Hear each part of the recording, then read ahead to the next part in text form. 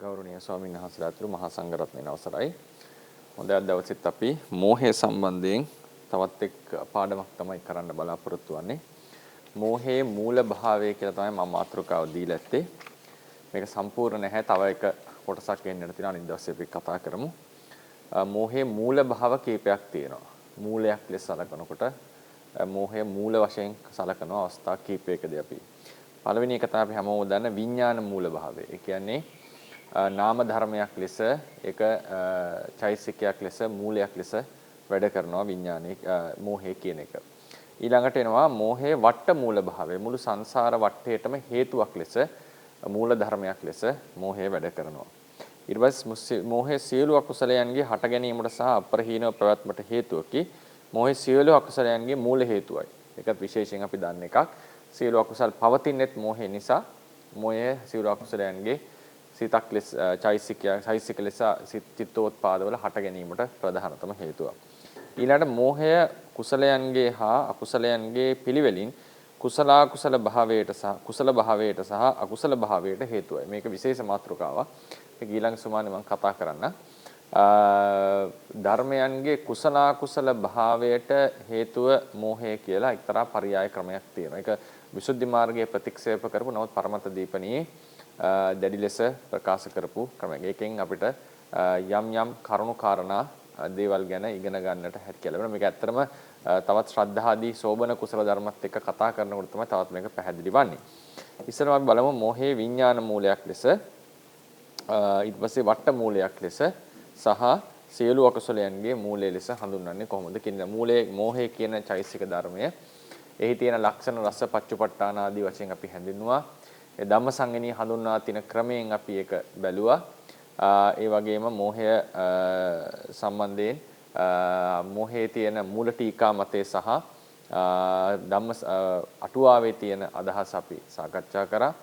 ඊළඟට මෝහය ඇති වෙන්නට පුළුවන් ඕනම අරමුණක් සම්බන්ධයෙන් මේක ඇති වෙන්නට පුළුවන් බවත් ප්‍රඥප්තියක් අරමුණු කර පමණින් මෝහයක් තියෙන්නේ නැහැ කියන එකත් අපි දේශනා කරන්නට යෙදුණා.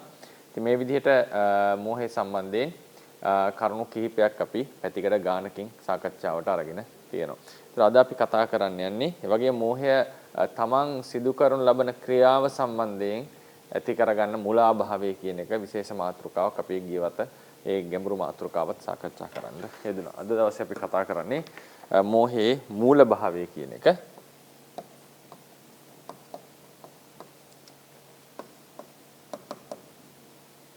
මෝහයේ මූල භාවය. එතකොට මේ මෝහ මූල භාවය ගන්නකොට අපිට විඥාන මූලය කියලා එකක් හම් වෙනවා. වට මූලය. විඥාන මූලය, වට මූලය. සියලු අකුසලයන්ගේ මූලයක් ලෙස.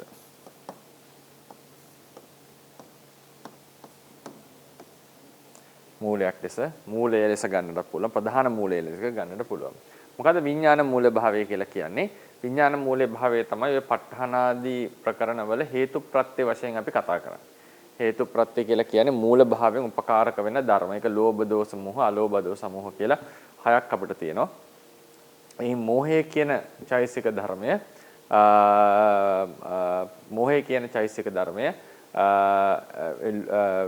චෛසික ධර්මය ඒ කියන්නේ ලෝභ දෝෂ මොහ, අලෝභ දෝෂ මොහ කියන හය දෙනාම සමන් සමග සංප්‍රයුක්තව හටගන්නා වූ ධර්මවලට අරමුණෙහි මනාකොට පිහිටා සිටීමට උපකාර වෙනවා. ඒක හරියට ගහක මුල් වගේ.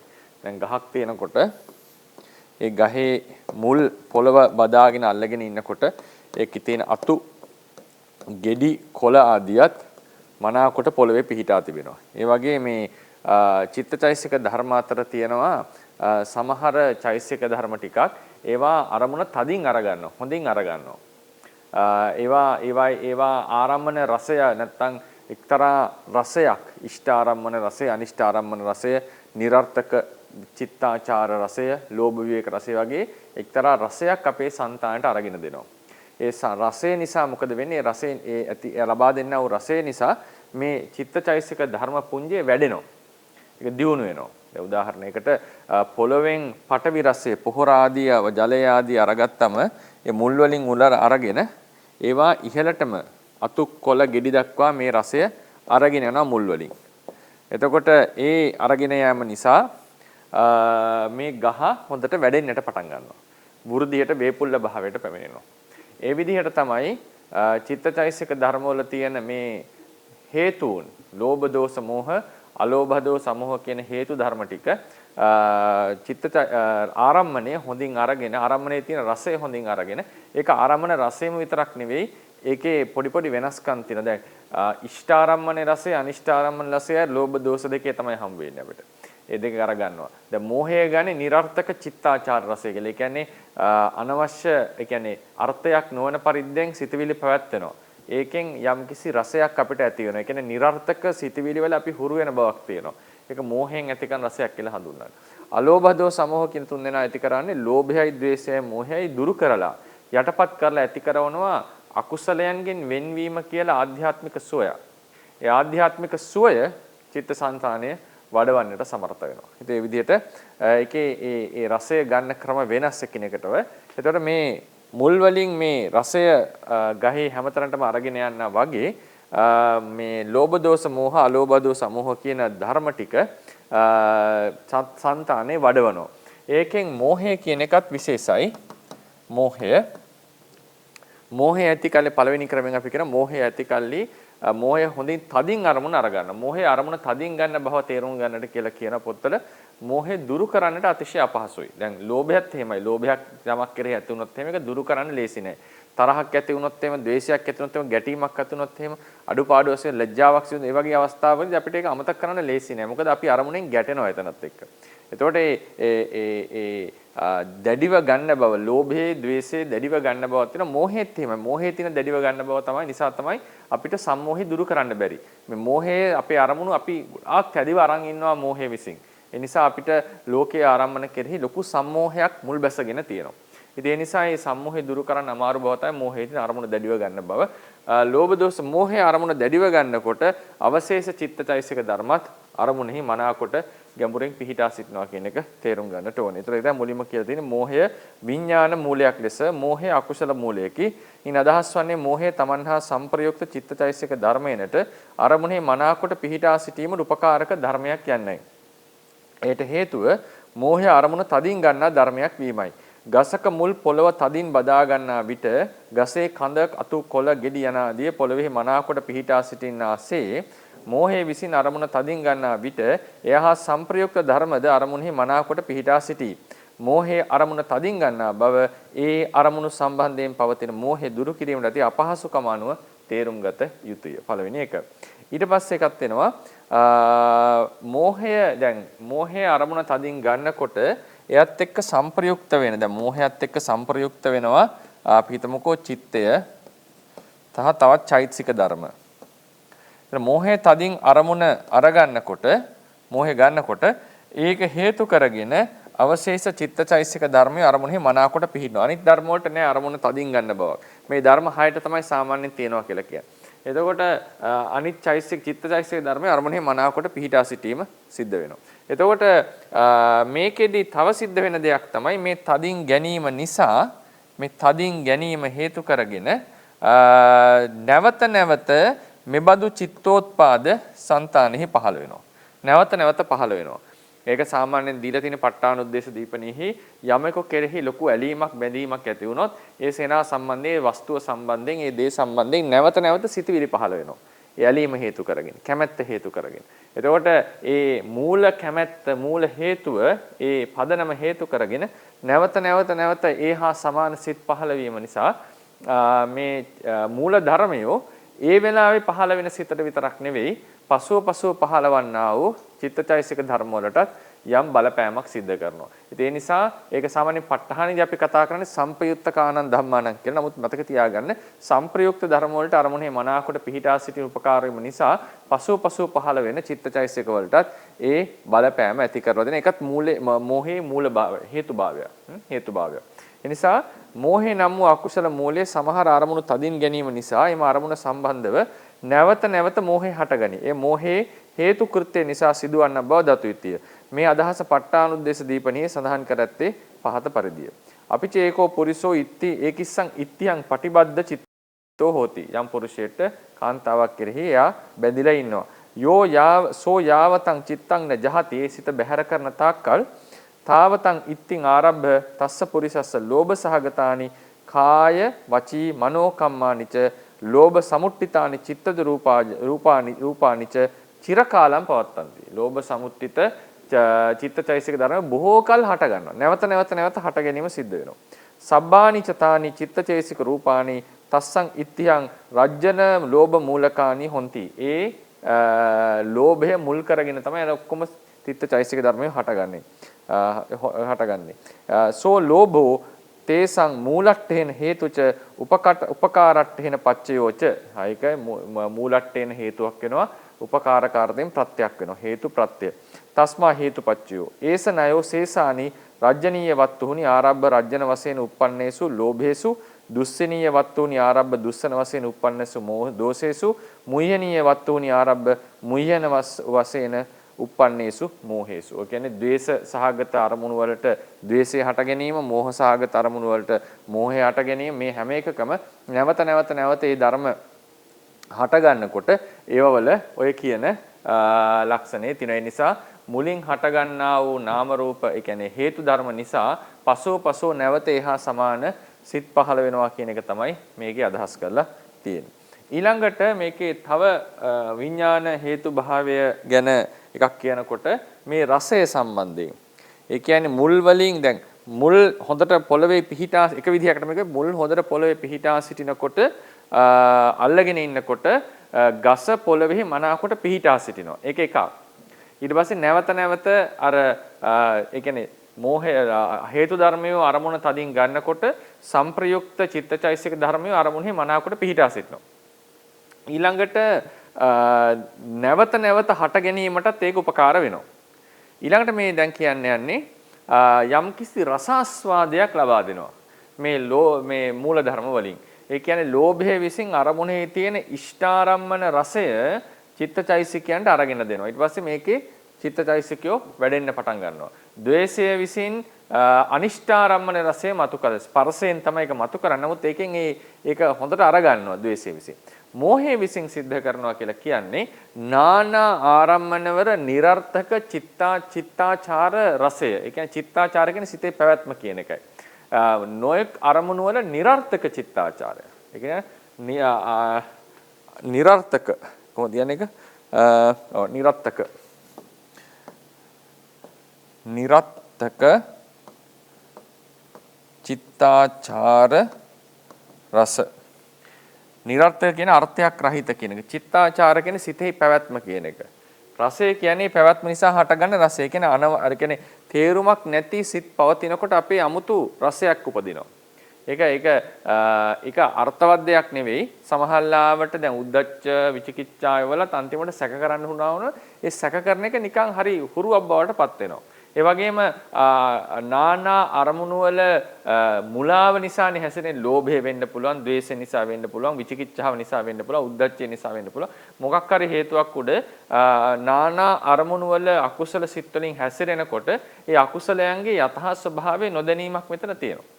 ඒතර යථා ස්වභාවය නොදැනීම නිසා යම්කිසි එතන ආස්වාදයක් එනවා කියන එක. ආස්වාදය කියන්නේ යම්කිසි එක්තරා රසයක් එතන උපදිනවා. ඒක චිත්තසංතානය මොනවාද වඩවන්නට හේතුනේ. නිසා මේ ක්‍රියාවේ හුරුවක් බවට පත් වෙලා ඒකේ නිතරම ඉන්නට පෙළඹෙනවා. ඒකේ නිතර ඉන්නට පෙළඹෙනවා.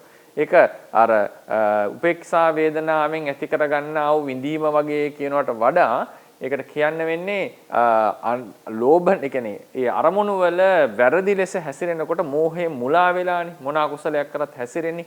එතකොට මුලාවෙන් හැසිරෙනකොට මේ මුලාවෙන් හැසිරීම సంతාණයට එක විදිහකට ප්‍රිය භාවයක් නැත්තම් පහසුවක් ගෙන දෙනවා. ඒතයි චිත්තාචාර රසය කියලා කියන්නේ. ඒතකොට ඒ නිසා මොකද වෙන්නේ? උපේක්ෂා වේදනා වශයෙන්, ද්වේෂ මූල සිත් වශයෙන්, මෝහ මූල සිත්, ලෝභ මූල සිත් වශයෙන් චිත්තසංතානේ හොඳට ඒ નિરර්ථක අරමුණු වල නානා අරමුණු වල අර්ථ රහිත විදිහට, ඒ කියන්නේ උදාහරණයකට සාර්ථක විදිහට හැසිරෙන්නත් පුළුවන්, නිරර්ථක විදිහට හැසිරෙන්නත් පුළුවන්. අපිට හැම දෙයකම අර්ථයක් ධර්මයක් ගන්න විදිහට අරමුණු වල හැසිරෙන්නට පුළුවන්. ඒ වගේම අර්ථ ධර්ම නැසමින් හැසිරෙන්නත් පුළුවන්. ඒවට පරිබාහිර ලෙස. ඒතර ඒ වගේ හැසිරීමක් තමයි මේ කතා කරන්නේ. ඒ වගේ හැසිරීමක යෙදෙනකොට මෝහය හේතු කරගෙන චිත්තසංතානයේ තවත් ඒ වැරදි ක්‍රියාව නැත්තම් નિરර්ථක පැවතුම් වල අර්ථ ශූන්‍ය පැවතුම් වල පවතින්නට පෙළඹෙනවා. ගසක මුල් පොළොව තුරට ගොස් පෘථිවි රසයගෙන ගසෙහි අගතෙක් එම රසය රැගෙන යයි. ඒ නිසා ගස බොහෝ කාලයක් වැඩිමින් පවතී. එසේම මෝහයේද නානා අරමුණු වල નિરර්ථක චිත්තාචාර රසය නම් නානා අරමුණු වල සිට નિરර්ථකව පැවතීම නිසා ඇතිවන රසය වඩවා සංප්‍රයුක්ත ධර්ම කාය වචී වීතික්‍රමණයන්ට පමුණයි. නානා ක්‍රියාවලට පමුණයි. කියන්නේ අකුසල කර්ම කරන්නට මේක හේතු වෙනවා. ඒ අර નિરර්ථක දේහි රසවත් වීමක් මේ කතා කරන්නේ. දැන් ලෝභණීය ලෝභය විසින් කරන්නේ ඒකේ ආස්වාදයක් අරගැනීමක්. ද්වේෂය විසින් කරන්නේ ඒකේ තියෙන නරක පැත්ත අරගෙන ඒක යෙදෙන එක. ඒ වැරදි පැත්තම දැක අනිෂ්ඨාරම රස දැක අපි සමහරට තරහ කරන්න ලේසි, බනින්න කැමති, පීඩා කරන්න කැමති, කට්ටියට අපහාස කරන්න කැමති. ඒකේ තියෙන එක්තරා අනිෂ්ඨාරමන රසයක්. එතකොට මේ අකුසල ක්‍රියාවල යෙදෙනකොට අපිට ඔබ්ජෙක්ටිව්ලි බැලුවොත් අපිට තේරෙන්න ඕනේ මේක નિરර්ථක දෙයක් මේ කරන්නේ. අර්ථ රහිත දෙයක් මේ යෙදෙන්නේ.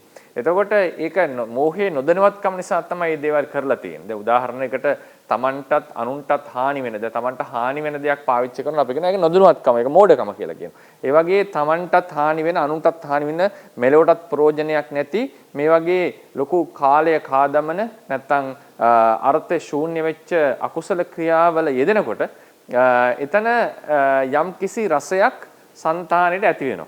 ඒ හේතු කරගෙන චිත්තසංතානය නැවත කියලා ඒ ක්‍රියාවල ඉදිරියට යනවා. ඒ මෝහය විසින් කරන මොකද්ද ඇති කරන එක්තරා මෝහය විසින් මතු කරලා දෙන එක්තරා රසයක් නිසා මේක සිද්ධ වෙන්නේ. එතකොට මෙසේ සංප්‍රයුක්ත වඩවා සංප්‍රයුක්ත ධර්ම කාය වචී වීතික්‍රමණයේතෙක් පමුණුනා. ඒ කියන්නේ අකුසල ක්‍රියා කරන්නට පෙළඹෙනවා. මෙසේ සංප්‍රයුක්ත ධර්ම කාය වචී වීතික්‍රමණයන්තෙක් පමුණුවන මෝහය ඒ අරමුණු වල નિરර්ථක චිත්තාචාර රසයේ වඩමින් එම අරමුණු වල සංප්‍රයුක්ත ධර්ම සතුටු කරවන්නක් මෙන් බොහෝ කල් පවතී. ඒකේ බොහෝ සතුටු කරවන්නා වගේ ඒකේ බොහෝ කල් පවත්වනවා. සතුටු කරවන්නම අවශ්‍ය නැහැ. සතුට උපදින්නම අවශ්‍ය නැහැ. මේකෙන් අදහස් කරන්නේ ඒකේ බොහෝ හුරුවක් වගේ ඇති වෙනවා. ඒකේ යම්කිසි කැමැති ස්වභාවයක් ඒකේ නැත්තම් ඒකේ වඩවන ස්වභාවයක් ඒකේ ඇති වෙනවා. එවිට සංප්‍රයුක්ත ධර්ම දෙම අරමුණු වල එසේ පවතී. ඒ සමග සහජාත චිත්තද රූප කලාපද ඒ වාට අනුව පවතින්නට පටන් ගන්නවා. ඒ නිසා මේකේ තියෙන විඥාන මූල භාවය ගත්තම අරමුණේ මනාවකට පිහිටා සිටීම වැදගත් වෙනවා. ඒ වගේම නැවත උපදිවින්නට උපකාර වෙනවා. ඒ වගේම අනර්ථක નિરර්ථක චිත්තාචාර රසයේ වඩවමින් මේ ක්‍රියාවල බැස ගැනීමක් සිද්ධ වෙනවා. මේ ක්‍රියාවල බැස ගැනීමක් සිද්ධ වෙනවා. ඉහළට ඒ කියන්නේ ලොකු ක්‍රියාවලට අකුසල කර්ම වලට පෙළඹෙන ස්වභාවයක් තියෙනවා මේ මෝහය හේතු කරගෙන. එතකොට ඒ නිසා අපි දැන් ගත්තොත් මේ මූල ධර්මය තමයි හේතු වෙන්නේ අරමුණු වල මනාවකට පිහිටා සිටීමට, නැවත ඒ අරමුණ සම්බන්ධයෙන් සිතවිලි පහළ වීමට, ඒ වගේම යම් ක්‍රියාකාරකම් වල ගැඹුරට යන්න. ඒ කියන්නේ සමහර අපි කියනවා ඇබ්බැහි වීම තියෙනවා. මේ ඇබ්බැහි වීම තියෙන ප්‍රධානම හේතුව තමයි ලෝභ හේතුව. කුසල කර්මයේත් ඒ විදිහමයි. කුසල කර්ම පැත්තේ අලෝභ දෝ සමෝහ විසින් තමයි මේ අකුසලයන්ගෙන් වෙන්වීමේ රසය චිත්තසංතානයට ප්‍රකට කර දෙන්නේ. ඒ නිසා අපි අකුසල විශේෂ ගැඹුරට යනවා. දන් දෙන්න යන කෙනා සීල් රකින්න පෙළඹෙනවා. සීල් රකින්න කෙනා භාවනාවට යනවා. ඒ වගේම සමතේ වඩන්න යනවා, විපස්සනා වඩන්න යනවා. ගැඹුරින් ධර්මය අධ්‍යයනය කරන්න යනවා, දුතහංග රකින්න පුරුදු වෙනවා. මේ වගේ මේ අර කෙලෙස්යන්ගෙන් වෙන්වීමේ සැපේ ලැබෙනකොට අපි ගැඹුරට අපි ප්‍රතිපදාව පුහුණු කරනවා. ඒ නිසා මේ මූල ධර්ම හේතු ධර්ම විසින් අරමුණෙහි විතරක් නෙවෙයි ඒ ක්‍රියාකාරකම් වල ඒ වැඩවල කුසල අකුසල ක්‍රියාවලත් සත්වයා මනාවකට පිහිටවීමක් සිද්ධ කරනවා කියලා මතක තියාගන්න. ඒතර යම් කෙනෙක් කුසල පැත්තෙහි වේවරින් නම් ඒ කියන්නේ එයා හරියට ඒක යෙදෙන්නේ නැත්නම් හරියට එකෙන් වෙන ඉවතට යනවා නම් ස්ථාවර වෙලා නැත්නම් මේකෙන් අදහස් වෙනවා ඒ කෙනාගේ මොනවාද මූල ධර්මයෝ නැත්නම් කුසල මූලයෝ ඒ තරම් ශක්තිමත් නැහැ කියන එක. මෝහේ වට මූලයක් ලෙස මේව අපිට නැවත කතා වෙනවා දීර්ඝව ප්‍රත්‍ය සුවිසි ප්‍රත්‍ය ගැන කතා කරන එක. සුවිසි ප්‍රත්‍ය කියන නම මම කතා කරන්නේ හේතුඵල ආයත්ත භාවය කියලා එකක් කතා කරනකොට මේවා නැවත කතාවට එනවා. ඒ නිසා වැඩි ලොකු විස්තරවලට මම යන්නේ නැහැ. වට මූලයේ භාවයත් සංසාර ප්‍රවෘත්තිය කතා කරනකොට නැවත දීර්ඝව සාකච්ඡාවට ගැනෙනවා. ඒ නිසා මේක අර මෝහය කියන මාතෘකාව තියෙන නිසා ඒකේ යම්කිසි කරුණු ටිකක් ටච් කරගෙන මේ දවස් කිහිපේ කතා කිනු තමයි මගේ බලාපොරොත්තු වෙන්නේ. මොකද අහිරික කියන පාඩම පටන් ගත්තොත් ඒක දවස් කිහිපයක් ඇදෙන නිසා එතකොට අපිට ඒක අවසන් කරන්න මේ සෙමෙස්ටර් එක අවසන් කරනකොට බැරි වෙන නිසා. මෝහේ වට්ටමූලයක් ලෙස ගත්තම වට්ටමූලයක් කියලා කියන්නේ ත්‍රිවිධ වට්ටේ පැවැත්මට උපකාරයි කියන එක. ත්‍රිවිධ වට්ටය තියෙනවා ක්ලේශ වට්ට, කර්ම වට්ට, විපාක වට්ට කියලා. එතන මේක නිතර ක්ලේශය නිසා කර්ම නිසා විපාක නැත්නම් ඒ විපාක නිසා නැවත ක්ලේශ නිසා කර්ම නිසා විපාක මේ විදිහට දිගට මේක යනවා. එතකොට මේ වට්ටය ගමන් කරන්න ප්‍රධානතම හේතුවක් තමයි අපි කර්ම රැස් කරන්නට ඕනේ. කර්ම රැස් කරන්න ප්‍රධානතම හේතුව තමයි කෙලෙස් තියෙනට ඕනේ. ඒ කෙලෙස් අතර තියෙන ප්‍රධානතම මූල දෙකක් තියෙනවා. ඒ තමයි මෝහය සහ තෘෂ්ණාව. මෝහය සහ ලෝභය. මේක හැබැයි සාමාන්‍යයෙන් ව්‍යවහාර කරන්නේ අවිද්‍යාව අවිජ්ජා තණ්හා කියලා. අවිජ්ජා තණ්හා අවිද්‍යාවයි තෘෂ්ණාවයි කියන පද දෙක. එතන ධර්ම දෙක. මේ දෙක තමයි වට්ටමූල. ද්වේෂය කියන එක තෘෂ්ණාවේ අතුරුඵලයක්. ද්වේෂය තෘෂ්ණාවේ අතුරුඵලයක්. ඒ නිසා මොකද අපි ගැටෙන්නේ අපේ ආසාවට අකමැති විදිහට දේවල් සිද්ධ වෙනකොට. නැත්තම් ආසාවෙන් බලාපොරොත්තු දේවල් ඉෂ්ට නොවනකොට. ඒතර ඒ ආසාවට විරුද්ධව තමයි ද්වේෂය හටගන්නේ. ඒක තමයි ලෝභය තියෙන තැන තමයි ද්වේෂය තියෙන්නේ. ඒ කියන්නේ බය සහ ශෝකේ හටගන්නෙත් ලෝභයේ තියෙන තණ්හාය ජායති ශෝකෝ තණ්හාය ජායති භයං කියන හරි ප්‍රසිද්ධ පාඨයක් තියෙන එක තියෙනවා. පේමතෝ ජායති ශෝකෝ පේමතෝ ජායතිව රතියා ජායති ශෝකෝ රතියා බරායති ජායති භයං කියලා ගාථා පහක් තියෙනවා. ඒක එකක් තමයි තණ්හාය ජායති ශෝකෝ කියන එක. ඉතින් එතකොට මේ හැම එකකම කිදහස් කරලා තියෙන මේ ලෝභය හේතු කරගෙන ශෝකය භය කියන එක හට ගන්නවා කියන එක. එතකොට මේ ද්වේෂය කියන එක වට්ටමූලයක් නෙවෙයි ඒක නිසා. මෝහය කියන එක තෘෂ්ණාව වට්ටමූලය. මොකද තෘෂ්ණාව නිසා තමයි මේ සසර එපා වෙන්නේ නැත්තේ. ඒක වැදගත්. දැන් මෝහය විතරක් තිබුණා නම් සස්තය මෙහෙම මෙච්චර දුර සසර යන්නට හේතුවක් වෙන්නේ නැහැ. තෘෂ්ණාවෙන් තමයි මේක ආස්වාද කරන නිසා තමයි මේක සසර නැවත ගමන් කිරීම සිද්ධ වෙන්නේ. හැබැයි තෘෂ්ණාවට මේක තනියම කරන්නට බෑ මෝහය නැතුව. මෝහය විසින් අන්ධ කරනකොට තමයි වැඩියෙන් තෘෂ්ණාවෙන් ඇලෙන්නේ. මේ භවය කෙරෙහි ආස්වාදය ඇති කරගන්න. ඒ නිසා මේ දෙක තාම ප්‍රබල ධර්ම දෙකක්. මේ දෙක එකිනෙකට සහයෝගයෙන් වැඩ කරා. මෝහය විතරක් තිබුණා නම්, මුලා විතරක් තිබුණා නම් ඒත් සසර මෙච්චර යන්නට හේතු වන්නේ නැහැ. ඒතර ඒක හරි අමාරු ඉමැජින් කරන්න ලෝභය නැතුව තියෙන සසරක් මෝහය පමණක් තියෙන සසරක් ඔය කතා කරනකොට හරි අමාරුයි. ඉතින් මෝහය ඇතිතන ලෝභය ආදී සියලු අකුසලයන් ඉඩ හැසිරෙනවා. ඒ නිසා සෛද්ධාන්තික වශයෙන් මෝහයේ තියෙන තන ලෝභය පැමිණිය යුතුයි. හැබැයි මෝහය විතරක් තිබුණා නම් සත්‍යය මේ තරම් සසරට ඇලෙන්නේ නැහැ. සත්‍යය මේ තරම් සසරෙන් ගලවන්න අපහසු වෙන්නේ නැහැ. මේක ගලවන්න අපහසු වෙන්නේ මෝහයට අමතරව මේකට ඇලෙන බවක් තියෙන නිසා. මෝහය කියන්නේ නොදැනුවත්කම. ඒතර නොදැනුවත්කම දුරු කරලා මේ ඇලීම නැති කරන්න අපි අකමැති වෙන්නේ ලෝභය නිසා. ලෝභය හේතු කරගෙන. ලෝභය කැමති මේකේ ඉන්න. මෝහය තමයි නොදැනුවත්කම සලකන සර්ෆස් එක. ඒ නිසා මේ දෙකෙන් කෘත්‍ය දෙකක් සිදු කරන්නේ. හැබැයි කෘත්‍ය දෙකම අවශ්‍යයි මේ සසර ගමනට. ඒ නිසා මෝහයයි ලෝභයයි සසර මූල ගැන කතා කරනකොට වටේට හේතු වෙන දේවල් කතා කරනකොට මේ දෙක අනිවාර්යෙන් කතා කරන්න ඕනේ. ද්වේෂය හැම එකක් නෙවෙයි. ද්වේෂය කියන්නේ ලෝභයෙන් එන්නව අතුරු ඵලයක් වගේද. දැන් මේකට තව ඇතුළත් වෙන්න ඕනේ දිට්ඨිය කියන එක. දිට්ඨියෙන් තමයි මේක ස්ථාවර කරන්නේ. ඒ ආත්ම දෘෂ්ටිය ඇතුණම තමයි මේක තවත් මුල් බැසගන්නේ. ඉතින් ඒ නිසා සහ මිත්‍යා දෘෂ්ටිය ඇතුණම තමයි සම්පූර්ණයෙන් මේ පාත් එක එළියට යන්නේ. වෙනස් පාරකට අපි යන්නේ. ඒ නිසා දෘෂ්ටියත් වට්ටයට ඉතා වැදගත් දෙයක් ලෙස කතා කරන්නට ඕන. නමුත් ඒක වට්ට මූලයක් ලෙස දක්වලා නැහැ. වට්ට මූලයක් ලෙස වට්ට මූලය වෙන්නේ අවිද්‍යාව සහ තෘෂ්ණාව කියන දේ. ඒක සසර සත්වයා සැරිසරසර මේ සසර වැඩ කරන්නේ මේ වට්ට මූල දෙක නිසා. ඒනොත් තෘෂ්ණාවටත් ප්‍රධානතම හේතුව තමයි මෝහය කියලා කියන නිසා ප්‍රධානතම වට්ට මූලය කියනට වඩා වට්ට මූලයක් කියලා ගන්නට වෙනවා. සංසාර වට්ටෙහි මූල දෙකක් ඇති අතරින් එකක් ලෝභය වන අතර අනෙක මෝහයයි. මෝහයේ හේතුවෙන් සත්වයා සසර ඒ භවයේ යථා ස්වභාවය නොදැන තෘෂ්ණාවෙන් භවයන් ප්‍රාර්ථනා කරමින් කර්ම රැස් කොට නැවත නැවත උපදිනවා. ඉතින් ඒක ගැන සවිස්තරවම යන්නේ නැහැ. ඒක අපි සංසාර ප්‍රවෘත්තිය කියන පාඩම කතා කරනකොට ඉදිරියේදී සවිස්තරව කතා කරන්න මම බලාපොරොත්තු වෙනවා. ඊට පස්සේ මෝහයේ සියලු අකුසලයන්ගේ මූලයක් ලෙස. එන මේක සියලු අකුසලයන්ගේ මූලයක් ලෙස. මේක දෙක අපි කතා කරා. සියලු අකුසලයන්ගේ මූලයක් ලෙස මෝහය කතා කරන්නට ඕනේ. මොකද එතනදී සියලු අකුසලයන් සමග ඉන්න කෙනෙක්. ඒකට කියනවා ඒකට්ට කියලා වචනයක්. ඒකට්ට කියලා කියන්නේ එකට ඉන්නවා කියන එක. ඨ කියන කෙනේ ඨාති කියන ධාතුවෙන් සංස්කෘතෙන් ස්ථා කියන එක ස්ථාන කියලා ගන්න අපි. ඨා කියන්නේ සිටිනවා. ඨාති කියන්නේ සිටිනවා. එකට සිටින එකට පවතිනවා කියන එක මම අදහස් කරන්නේ. සිටිනවා කියන එක තියෙනවා පවතිනවා කියන එක. එකට පවතිනවා. යම් ක්ලේශයක් සමග එකට පවතින ධර්ම වලට කියන ඒකට්ට ක්ලේශ කියලා. මේක ඕන ධර්මයකට ගන්නට පුළුවන්. නමුත් සාමාන්‍යයෙන් අපිට කෙලෙස් සම්බන්ධයෙන් තමයි හමු වෙන්නේ. එතකොට අපි කියනවා ඒ යම් ක්ලේශයක් එකට තියෙනකොට ඒකට කියනවා තදේ කට්ට කියලා. තදේ කට්ට. ඒ තදේ කියන්නේ ඒ ක්ලේශයේ සමග එකට පවතිනා වූ ධර්මය කියන එක. ඒ ක්ලේශයේ සමග එකට පවතිනා වූ ධර්මය. තදේ කට්ට ධර්ම.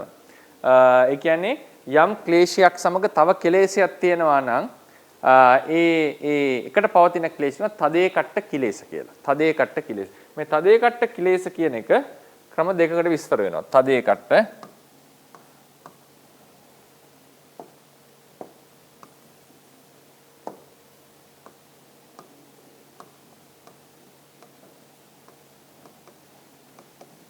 තදේ කට්ට කිලේශකට එකක් තමයි සහජේ කට්ට. සහජේ කට්ට කිලේශ. දෙවෙනි එක තමයි පහානේ කට්ට. පහානේ කට්ට කිලේශ. සහජේ කට්ට කියලා කියන්නේ එකට හටගැනීමෙන් එකට පවතින ධර්ම. එතකොට ඒ කියන්නේ එකම චිත්තෝත්පාදේ හට ගන්නකොට අකුසල ධර්ම. දැන් මෝහය හට ගන්නකොට මෝහයත් එක්ක තියෙන ධර්ම. දැන් මෝහය හට ගන්නකොට මෝහයත් එක්ක ලෝභය, ද්වේෂය ආදී අනෙක් සියලු අකුසල හට ගන්න පුළුවන් චිත්තෝත්පාද. දැන් ලෝභයයි, ද්වේෂයයි කියන දෙක සහජේ කට්ට වෙන්න බෑ. මොකද ඒ දෙක එක චිත්තෝත්පාදේ හටගන්නේ නැහැ. මානයයි, ditthiyයි කියන එක සහජේ කට්ට වෙන්නේ නැහැ. මොකද මේ දෙන්න එක චිත්තෝත්පාදයක හටගන්නේ නැති නිසා. එක සිතක හටගන්නේ නැහැ. මේ සහජේ කට්ට කියලා කියන්නේ එකම සිතක එකට හටගන්න පවතිනා වූ ධර්ම. ඒතර මෝහය, අහිරික, අනොත්තප්ප, උද්ධච්ච කියන හතර දෙනාම හැම අකුසල චිත්තෝත්පාදයකම හටගන්න. ඒකේ මෝහය ප්‍රධානයි. මෝහය ප්‍රධානයි. ඒතර සියලු අකුසල ධර්මයෝ මෝහයේ සමග සහජේ කට්ට වෙනවා. සහජේ කට්ට කියන්නේ සහජ කියන එකට හටගත්ත කියන එක. සහජ ඒ කට්ට කියන්නේ එකට පවතින. එකට හටගෙන පවතින ධර්ම. චිත්තෝත්පාදවල. ඒතර අකුසල චිත්තෝත්පාදවල මෝහය අනිත් හැම ධර්ම එක්කම පවතින. එතන අනිත් සියලු අකුසලයේ මෝහයත් එක්ක සහජයේ ගැට වෙනවා. එකට හටගෙන පවතින ධර්ම කියන. ඒතර මෝහය අතිශය වැදගත් සෑම අකුසල ධර්මයකම චිත්තෝත්පාදයක හට ගැනීමට. ඒක පැහැදිලි අපිට. ඒතර අපි ඒක ඉදිරියේදී සම්ප්‍රයෝග සංග්‍රහාදී කතා කරනකොට ඔක පැහැදිලි වෙනවා. මෝහය දැනට මතක තියාගන්න හැම අකුසල චෛතසිකයක් සමගම එකට පවතිනා වූ ධර්ම. එකට ඒතර මොනවා හරි අකුසල ධර්මයකට සිතේ හට ගන්නට ඕන නම් මෝහය සමග තමයි හටගන්නේ. ඊටසේ පහානේ කට්ට කියලා කියන්නේ පහානේ කට්ට කියන එකේ තේරුම මෙහෙමයි. දැන් උදාහරණයකට A සහ B කියලා ගත්තොත් අපි A ගේ පැවැත්ම ඇති කලෙහි B පවතිනවා. A දුරු වීම නිසා B දුරු වෙනවා. එතකොට A ගේ A අප්‍රහීන නම් B අප්‍රහීනයි.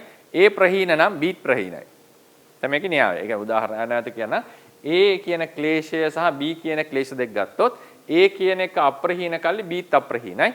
A ප්‍රහීන වෙන කල්ලි B ප්‍රහීනයි. එහෙම වෙනකොට අපි කියනවා ඒ වගේ වෙනකොට B කියන කෙනා A ගේ පහානේ කට්ටේ.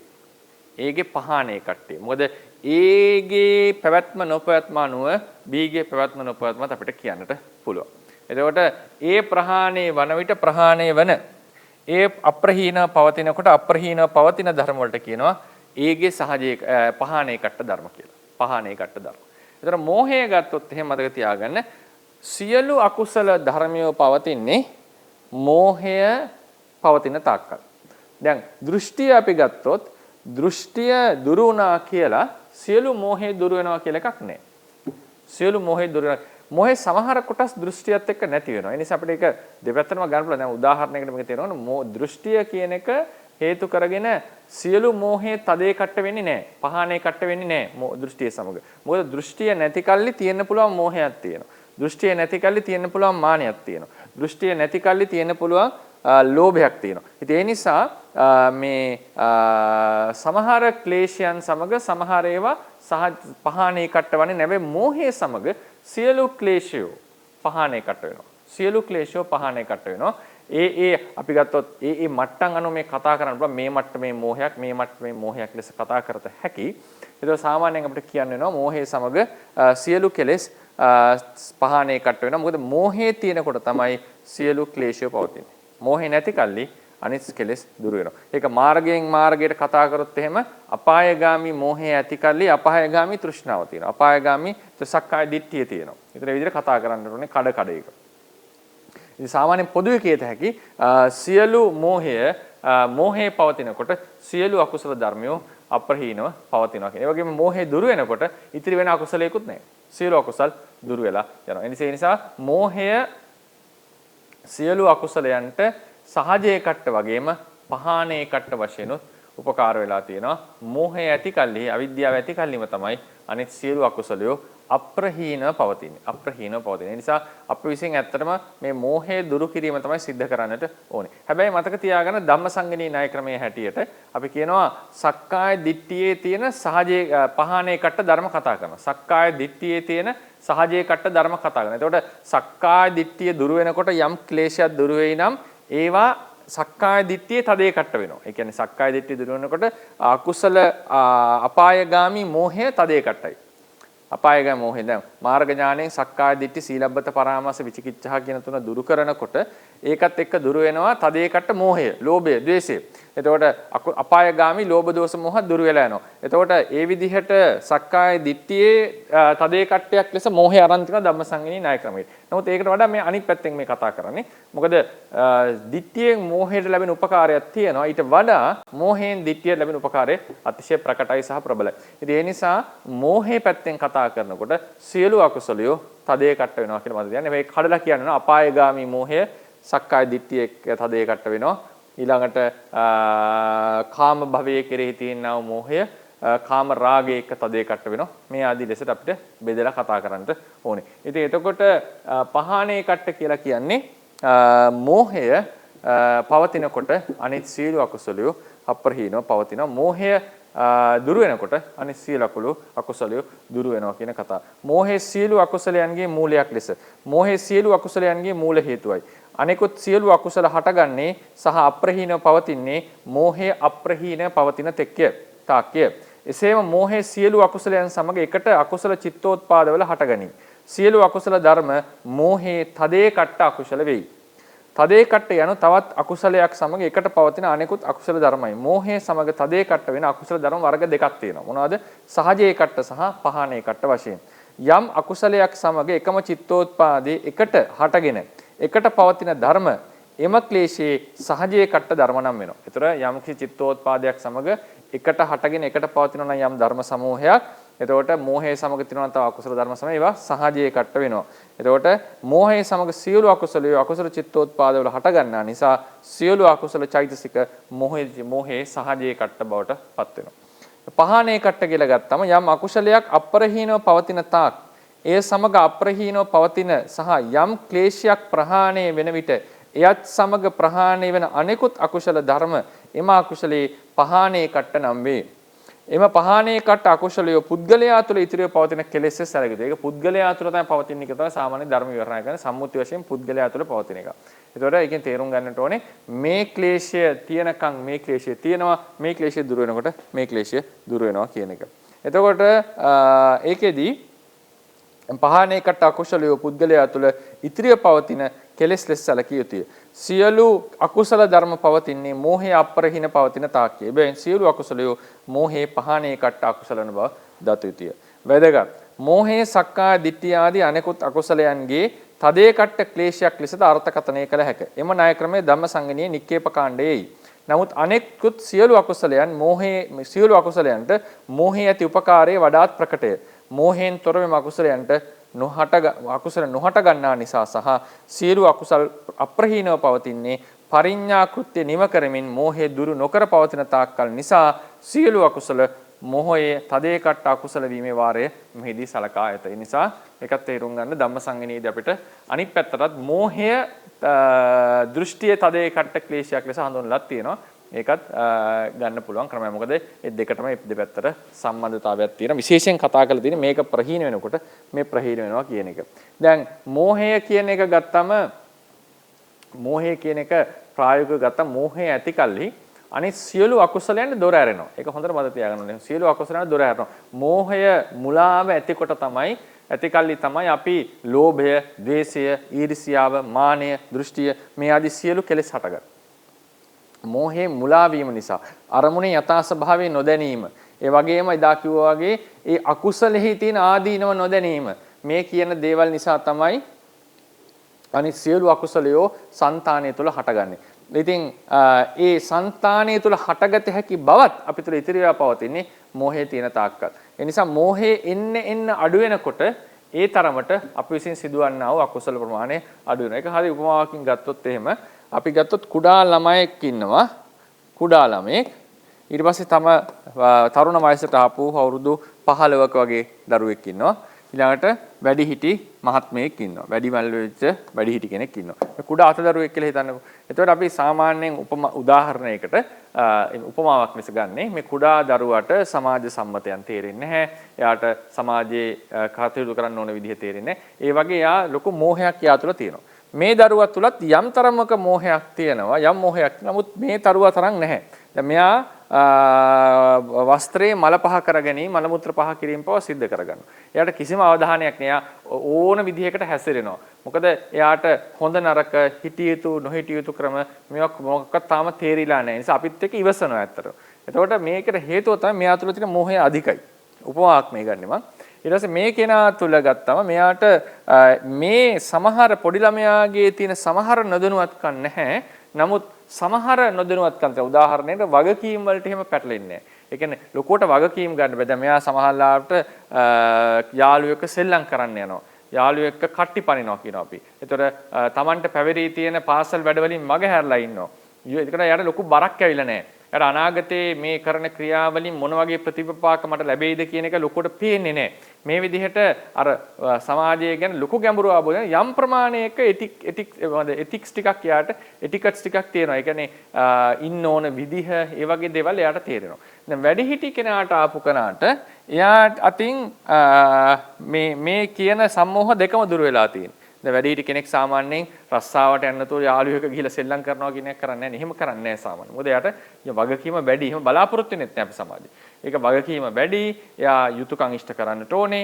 එයා ඒ වගේම සමාජයේ තැනකට ගියාම ඉන්න විදිහ දන්නවා. ඒතර මෙයාගේ අර තිබිච්ච මෝහයවල් දෙකම කුඩා දරුවාගේ තිබිච්ච බලවත් මෝහයත් අනිත් මධ්‍යම වයසේ දරුවාට තිබිච්ච ඒ අනිත් මෝහයත් කියන දෙකම නැහැ. ඒ නිසා එයාගේ අතින් මල මුත්‍ර පහ කිරීමක් ඇඳුම වෙන්නෙත් නැහැ. ඒ වගේම තමන්ගේ වගකීම් පැහැර හැරීමකුත් වෙන්නේ නැහැ. එතකොට මතක තියාගන්න මේ කට්ටියට තියෙන නොදැනුවත්කමේ මට්ටම අනුව තමයි මේ කට්ටිය අතින් මේ බරපතල වරදවල් සිද්ධ වෙන්නේ. එතකොට කිසිම දැනුවත්කමක් හොඳටම මූලාවට පත් වෙලා ඉන්න ළමයා මල පුත්‍ර පහ කරනවා වගේ ඊටාම ප්‍රාථමික දේවල් කෙරෙන්න පුළුවන්. වගකීමක් ගැන කතාවක්වත් නැහැ යට. යට කතා කරන්න පුළුවන් වුණත් එයා හැම දෙයකට පෙළඹෙන්නේ නැහැ. මොකද ඒ තරම් මේරිච්ච බවක් එයා තුළ නැති නිසා. ඊට පස්සේ මධ්‍යම වයසට එන කෙනා තුළ මෝහය ටිකක් අඩුයි. ඒ මෝහය අඩු නිසා මෙයා අතින් වෙන්න පුළුවන් වැරදි සීමා වෙනවා. මෙයා කවදාවත් වස්ත්‍රයේ මල මුත්‍ර පහ කර ගැනීමක් කරන්නේ. ඒ වගේ මට්ටමකට වැටෙන්නේ අවුරුදු 15ක විතර ළමයි. එයාට වගකීම් ගන්නවා කියන එකෙත් යම් වගකීමක් තියෙනවා. නමුත් සමහර අය නම් ඉතින් වෙනස් අය ඉන්න පුළුවන් සමාජයේ. නමුත් එයා සාමාන්‍යයෙන් විනෝදයට බරයි.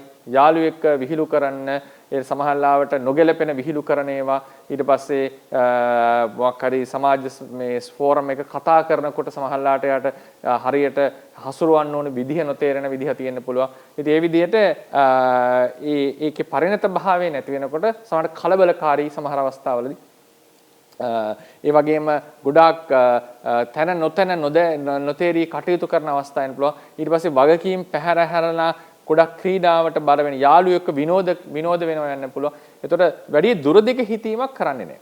වැඩි දුරදිග හිතීමක් කරන්නේ නැහැ. ඒ තමයි මෙයාගේ තියෙන ලක්ෂණය. ඊට පස්සේ මේ කෙනාට ඒ අඩපාඩු දෙකම නැහැ. මොකද මෙයාගේ මෝහය ඔය කියපු මෝහවල් දෙකම නැති නිසා එයා හරි වගකීමෙන් කටයුතු කරනවා. සනකට ගියාම කරන්න ඕන විදිහ දන්නවා. එයා කවදාවත් අර වස්ත්‍රයේ මල මුත්‍ර පහ වෙනවා වගේ මේවා වෙන්නේ නැහැ. ප්‍රාථමික දේවල් වෙන්නේ නැහැ. එයා වගකීම් ඉෂ්ට කරනවා. Tamanට පැවරී තියෙන දේ ඉෂ්ට කරනවා. අනවශ්‍ය දේවල් වලට හිත යොමු කරනවා අඩුයි. ඒ වගේ අපි මේක සාමාන්‍ය උපමාවක් මම ගන්නෙ. ඒතකොට මෙයාගේ මෝහයේ මේ මට්ටමතට අර තිබිච්ච වරද අඩු වෙනවා. ඒ විදිහට තමයි මෝහයේ බලවත්කම් වැඩි වෙන්න අපි අතින් වෙන්න පුළුවන් වරදවල ඕන තරම් වෙනවා. දැන් පෘථග්ජන මට්ටමේ ඉන්න කෙනාට මෝහයේ සර්ව සම්පූර්ණ ෆුල් පැකේජ් එක තියෙනවා. ඒ නිසා එයා අතින් ප්‍රාණඝාත වෙන්න පුළුවන්, අදින්නාදාන වෙන්න පුළුවන්. කාමීච්ඡාචාර කාම සේවනය වගේ දේවල් වෙන්නට පුළුවන්. ඒ වගේම මව මැරීම පියා මැරීම දක්වා පාව මේක යන්නට පුළුවන්. ඒ තරම් බලවත් මෝහයක් මේ පෘථග්ජන සත්වයා තුළ අප්‍රහීනව පවතිනවා. ඊට පස්සේ සෝවාන් මාර්ගයට පැමිණෙනකොට මේ මෝහෙන් තරමක් දුරට දුර වෙලා යනවා. ඒ නිසා කවදාවත් එයා ඇතින් ප්‍රාණඝාත පස්පව් සිද්ධ වන්නේ නැහැ. පංචානන්තරිය සිද්ධ වන්නේ නැහැ. හැබැයි එයා ඇතින් කාම සේවනය වෙන්නට පුළුවන්. සමහර දේවල් ඉස්සලස දකින්න වෙන්නට පුළුවන්. ඒවා ප්‍රාර්ථනා කරනවා වෙන්නට පුළුවන්. කේලම් කීම් පරසෝචන කීම් ආදී වෙන්නට පුළුවන්. ඒ වගේ සමහර අකුසල කර්ම අකුසල කියන්නේ ඒ නොදැනුවත්කම නිසා සිද්ධ වෙන්න පුළුවන්. හැබැයි ඊටාම් බරපතල මට්ටමේව සිද්ධ වන්නේ නැහැ. ඒවායේ ආදීනව දැකලා ඉවරයි. ඒ ආදීනව මහ වසන මොහේ දුර වෙලා ඉවරයි.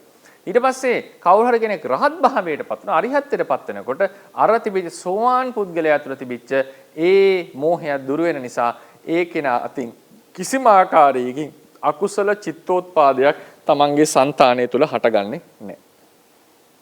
සියලු අකුසලයන්ගෙන් මිදිච්ච කෙනෙක් බවට පත් වෙනවා. ඒ නිසා මතක තියාගන්න ඕනේ මේ මෝහේ මට්ටම් අනුව තමයි විය හැකි අකුසල් වල මට්ටම් තීරණය වෙන්නේ. මෝහේ මට්ටම් අනුව විය හැකි අකුසල මට්ටම්. එතන ඒකෙන් මතක තියාගන්නට ඕනේ මේ පහානේ කට්ටේ ගත්තම. ඒ කියන්නේ අපි දැන් අකුසල් නොකරන බව ඇත්ත. ඒක වෙනම දෙයක්. නමුත් ඕනම අකුසලයක් අපේ දැන් වෙන්නට පුළුවන්. මේ බණහන මාර්ගඵල නොලාභී කෙනෙක් ඉන්නවනේ. බණ කියන ස්වාමීන් වහන්සේ මාර්ගඵල නොලාභී නා. ඒ උන්වහන්සේත් වෙන තෝරන කුසලයක් වෙනවා. ඒ කියන්නේ ඒක තමයි ඒකේ තියෙන බරපතලකම. ඒ නිසා තමයි අපි කියන්නේ සාමාන්‍යයෙන් දැන් කවුරු හරි භික්ෂුන් වහන්සේ කෙනෙක් ධානලාභී වෙලා ප්‍රත්‍යක්ජන භික්ෂුවක් ධානලාභී වෙලා අවුරුදු 60ක් උපසම්පදා සීලය රැකලා ධානලාභී කෙනෙක් වෙලා ධානයට සමවැදිලා ඉන්න අවස්ථාවකදී කවුරු හරි ගිහලා දානයක් පූජා කරනවා. දානෙ වෙනවනේ. මොකද ඒතර අතිශය පාරිශුද්ධයි සම්ද. නැත්තම් ඒ ධානය නැගිටපු වෙලාවේ ධානයක් පූජා කරනවා උදාහරණයකට. එතකොට තවත් වෙලාවක කාම මොකද්ද සෝවාන් ගිහි සෝවාන් ආරයන් වහන්සේට පංචශීලයේ විතරයි. එයා අපිටම කාමයේ භුක්ති විඳින අවස්ථාව, කාම සේවනයක දින අවස්ථාව අපි ගිහලා තෑග්ගක් දෙනවා යාට. එයාට යමක් පූජා කරනවා අපි. එතකොට ඒ අවස්ථා දෙක ගත්තම අරයා ඉන්නේ ගොඩාක් පල්ලෙහා මට්ටමක ඒ වෙලාවේ තියෙන සිතානෝ බැලුවා. අනිත් කෙනාගේ හිත අතිශය පාරිශුද්ධයි. ඒ පුද්ගලයා අවුරුදු 60ක් සීලය රැකලා ධ්‍යාන සමාධි අභිඥා ආදී උපදවලා ඉන්න ඉතාම පිරිසුදු సంతානයක් ඇති කෙනෙක්. නමුත් එයා ප්‍රත්‍යක්ජනයි. ඒතර අපි දන්නවා පැහැදිලිව දක්ඛිනා විභංග සූත්‍ර පරයය ගත්තම කිසිම ක්‍රමයකින් ප්‍රත්‍යක්ජන පුද්ගලයෙකුට දෙන දාණය සෝවාන් ඵලස්තේකට දෙන දාණය අභිභවන්නේ නැහැ. ඒක වෙන්න බෑ. එතකොට අර සෝවාන් අර කාම සේවනය කරන ගිහි සෝවාන් කෙනාට දෙන දාණය මහත්ඵලයි අර ප්‍රත්‍යක්ජන ධානලාභී භික්ෂුවට දෙන දාණයට වඩා. විපස්සනා ඥාන තිබුණත් ඒ තිබුණත් ඊට වඩා මේක ප්‍රබලයි. ඒකට හේතුව තමයි අර පුද්ගලයා තුළ තාම සම්මෝහේ සම්පූර්ණයෙන් දුර වෙලා නැහැ යම් මට්ටමක්. කිසිම මට්ටමක් දුර වෙලා නැහැ. සම්පූර්ණ එක තියෙනවා. ඒ නිසා එතුමා ඒ භවයේදීම හෝ නැත්තම් අනාගත භවයකදී ප්‍රාණඝාතයක් හොති මෙන්නට පුළුවන්. ඒ කියන්නේ උදාහරණ තමන්ව දානෙට තමන්ට දන් දෙන පුද්ගලයාව මරන්නට පුළුවන් එයා. එයාට පො අනුතරක් කරන්නට පුළුවන්. එයාගේ දේක් හොරගම් කරන්නට පුළුවන්. කාමසේවනයක දෙන්න පුළුවන්. ඒ මට්ටම ඔහු තුළ තියෙනවා. ඒක දුරු වෙලා නැහැ. ඔහු තුළ දුරු වෙලා නැහැ ඒක. හැබැයි සෝවාන් ආර්යයන් වහන්සේ කාමීච්ඡාචාරයක් වෙන්න පුළුවන්. බොරු කීමක් වෙන්න පුළුවන්.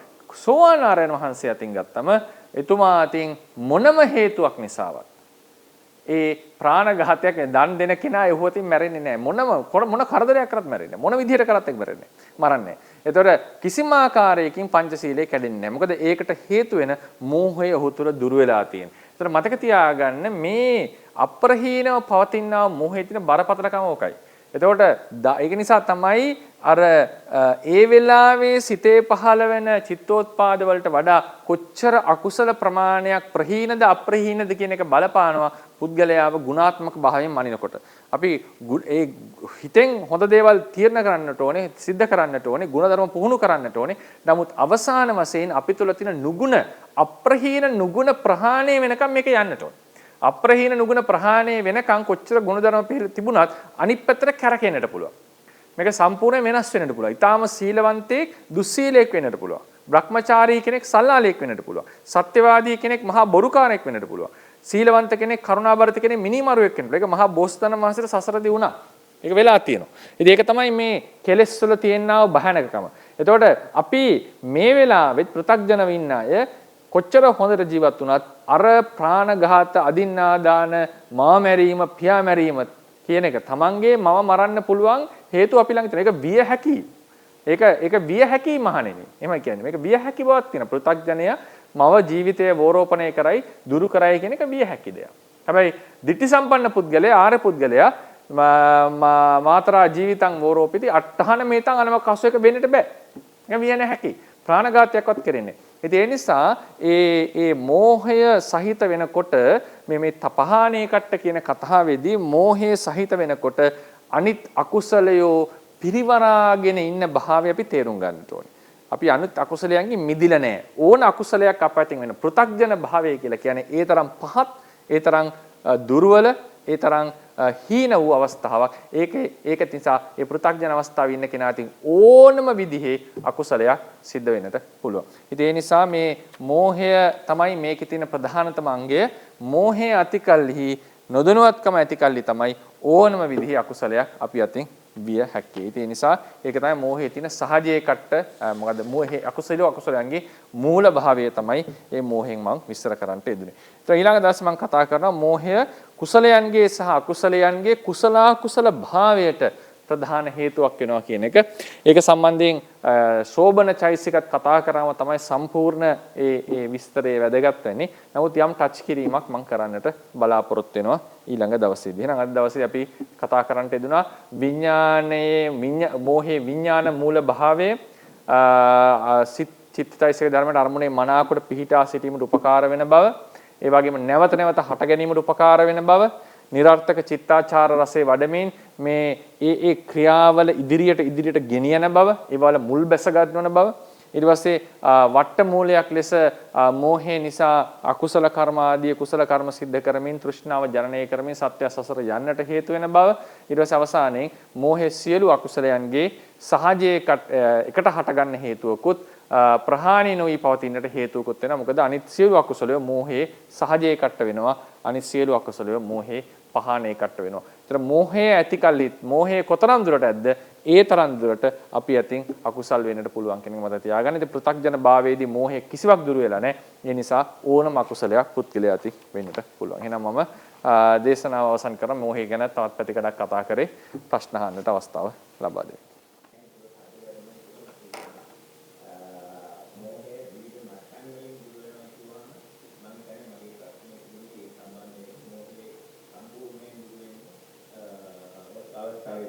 අවිද්‍යාව දුර වෙලා විද්‍යාව ඉපදුනා කියලා කියන්නේ. ඒ විදිහට තමයි මේ මට්ටම් කියන එක මම අදහස් කරේ. ඒ මගේ ප්‍රශ්නේ ඇහිීමේදී මම ඒක පැහැදිලි වෙන්න පුළුවන්. නමුත් අද අහන්නේ ඒක නෙවෙයි සම්මත අද වාස්තේ කිසු තාම වැඩගත්ය අරමුණ වල නිරාත්මක චිත්තාචාර වාස්තේ කියලා හඳුන්වන්නේ. සාමාන්‍යයෙන් අපේ කන්ටිනියුවේ වලට අරමුණ ගැටෙනකොට මනින්ද්‍රයෙන් වස්තු අරමුණ ගන්නකොට ඔය නිරාත්මක චිත්තාචාර වාස්තේ අල්ලගෙන තමයි අපි ආස්වාදයේ විතරක් දැකලා ආදීනව ලැබෙන්නේ නැතුව ඉදිරියට යන්නේ නේද කියන එක පළවෙනි ප්‍රශ්නේ. ඒක නිසාම නේද අපිට යෝනිසෝ මනසිකාරයේ දිනු කිරීමෙන් මේ සිද්ධ වීම නවත්තලා අපිට ප්‍රඥාව උපදවන විදිහට භාවනාව මගින් මේ චිත්ත සංකාණය වැඩිපුර කුසල සිත් එහෙම නැත්නම් මෝහය රහිත සිත් ඇති වෙන විදිහට සකස් කරගන්න පුළුවන් නේද කියන එක දෙවෙනි ප්‍රශ්නේ. නිරර්ථක චිත්තාචාර රසය කියලා කියන්නේ චිත්තාචාර කියන්නේ සිතේ පැවැත්ම කියන එක. ඒ කියන්නේ අරමුණු කකුසල් කරනකොට අපි අරමුණු ගන්නවනේ. අරමුණු ගන්නකොට අපි මේ මෝහයේ ඇතිකල්හි හැසිරෙන්නේ නිරර්ථක විදිහකට. ඒ කියන්නේ බෙනිෆිෂියල් නැති විදිහට තමයි ඒක හැසිරෙන්නේ. ඉතින් ඒ නිසා ඒකෙදී අර මෝහයෙන් කරලා තියෙන මුලා භාවය නිසා ඒ සත්‍ය වහලා නිසා යථා තතු වහලා තියෙන නිසා ඒකේ යෙදෙනකොට යම් කිසි රසාස්වාදයක් సంతානෙට දැනෙනවා කියන එක ඒක අදහස් කරලා තියෙනවා. නිරර්ථක චිත්තාචාර රසය කියන එක. එතකොට ඒක නානා අරමුණු වල මෝහයෙන් කටයුතු කරනකොට ඒ කියන්නේ මෝහේනොත් එක්තරා సంతානෙට යම් රසයක් ඇවිල්ලා ඒකෙන් වර්ධනය වීමක් සිද්ධ වෙනවා. ඉතින් රසය මොකද්ද කියලා මට කියන්න තේරෙන්නේ නැහැ. ඉතින් දැන් අපි ලෝභනීය කියනනම් කියන්නේ ඒක කියනවා ලෝභනීය අරමුණු වල තියෙන ඉෂ්ඨාකාරය අරගන්නවා කියන්නේ. ඉෂ්ඨාරමණ රසය. දෝෂනීය කිය අනිෂ්ඨාරමණ රසය නැත්නම් ඒ ලෙස විඳිනවා. මෝහෙන් කරන්නේ මධ්‍යස්ථාරමණ රසයක් විඳීම නෙවෙයි මෝහෙන් කරන්නේ. ඒක නෙවෙයි අදහස් කරලා තියෙන්නේ. මෙතන අදහස් කරලා තියෙන්නේ අර මුලා වෙලා අපි අරමුණු එක්ක කටයුතු කරනකොට සිත ඒ අරමුණු වල එක එක විදිහට පවත්නවා. ඇලෙනකොට ඇලෙනවා, ගැටෙනකොට ගැටෙනවා, සැක කරනකොට සැක කරනවා. එතකොට ඒ පැවැත්ම ඊතරම් ඒ කියන්නේ කොහොමත් අසාර්ථක පැවැත්මක් නේ, සාර්ථක පැවැත්මක් නෙවෙයිනේ. ඉතින් ඒ මුලාවෙන් යුක්තව කරන චිත්තාචාරය කියන්නේ සිතේ පැවැත්ම කියන එක උඩ ඇතිවන්නා වූ එක්තරා ආස්වාදනීයතක් යම්කිසි රසයක් නිසා මේ චිත්තසංතානයේ ගොඩක් වෙලාවට උපේක්ෂා වෙන්න පුළුවන් අඥාන උපේක්ෂාව කියලා එකකුත් එනවා සාමාන්‍යයෙන් නිකන් අර උපේක්ෂකව මෝහය යුක්තව කටයුතු කරනවා කියන එක. ඉතින් ඒ නිසා ඒක ලෝභනීය එකේදී ලෝභ ඒ කියන්නේ ලෝභනීය අරමුණත් එක්ක ඉෂ්ඨාරම්මන රසයත් එක්ක මිශ්‍ර වෙනවා වෙන්නට පුළුවන්. ඉතින් ওই විදිහට ඒ නිර්ර්ථක චිත්තාචාර රසය ඇති වෙනවා කියන්නේ නිකන් දැන් ඔය වගේම එකක් ඇති වෙනවා ලෝභ විවේක රසය කියලා. ඒක ද්වේෂ විවේක රසය. ද්වේෂ, ලෝභ, මෝහ දුරු වෙනකොට సంతානේ එක්තරා පීනන ස්වභාවයක්. ඒ එක්තරා රසයක් ඇති වෙනවා. ඒ නිසා චිත්තසංතානේ සපවත් භාවයටපත් වෙනවා. සපවත් භාවයටපත් වෙනවා. ස්ථාවර වෙන්න පටන් ගන්නවා මේ අරමුණෙහි. ඒ වගේම ඒ වෙලාවට ගොඩක් වෙලාවට සිතෙත් සෝමනස්සයක් හට ගන්නවා. ඒක අනිවාර්යම නැහැ. උපේක්ෂාව හට ගන්නටත් පුළුවන්. ඉතින් ওই විදිහට ඒ ලෝභ මෝහේ නිසා අර මුලා වෙලා නානා අරමුණු වල වැරදි ආකාරයෙන් කටයුතු කරනකොට මුලාවට ලක් වෙලා කටයුතු කරනකොට ඇතිවන්නා වූ ආස්වාදයක් ගැන කතා කරලා ඉතින් ඒක වළක්වන්න ඉතින් යෝනිසෝ අනිසෝ මනසිකාරයෙන් තමයි ඒක වළක්වන්න දෙන්නේ. ඉතින් යෝනිසෝ අනිසෝ මනසිකාරයේ පවත්නකොට අපිට කුසල් උපදින එක දිනු කරලා අකුසල් උපදින එක වළක්ව ගන්න පුළුවන් වෙනවනේ. ඉතින් ඒක නැවත නැවත දිනු කිරීමෙන් තමයි ඒක වළක්වගෙන ඉදිරියට යන්න තියෙන්නේ.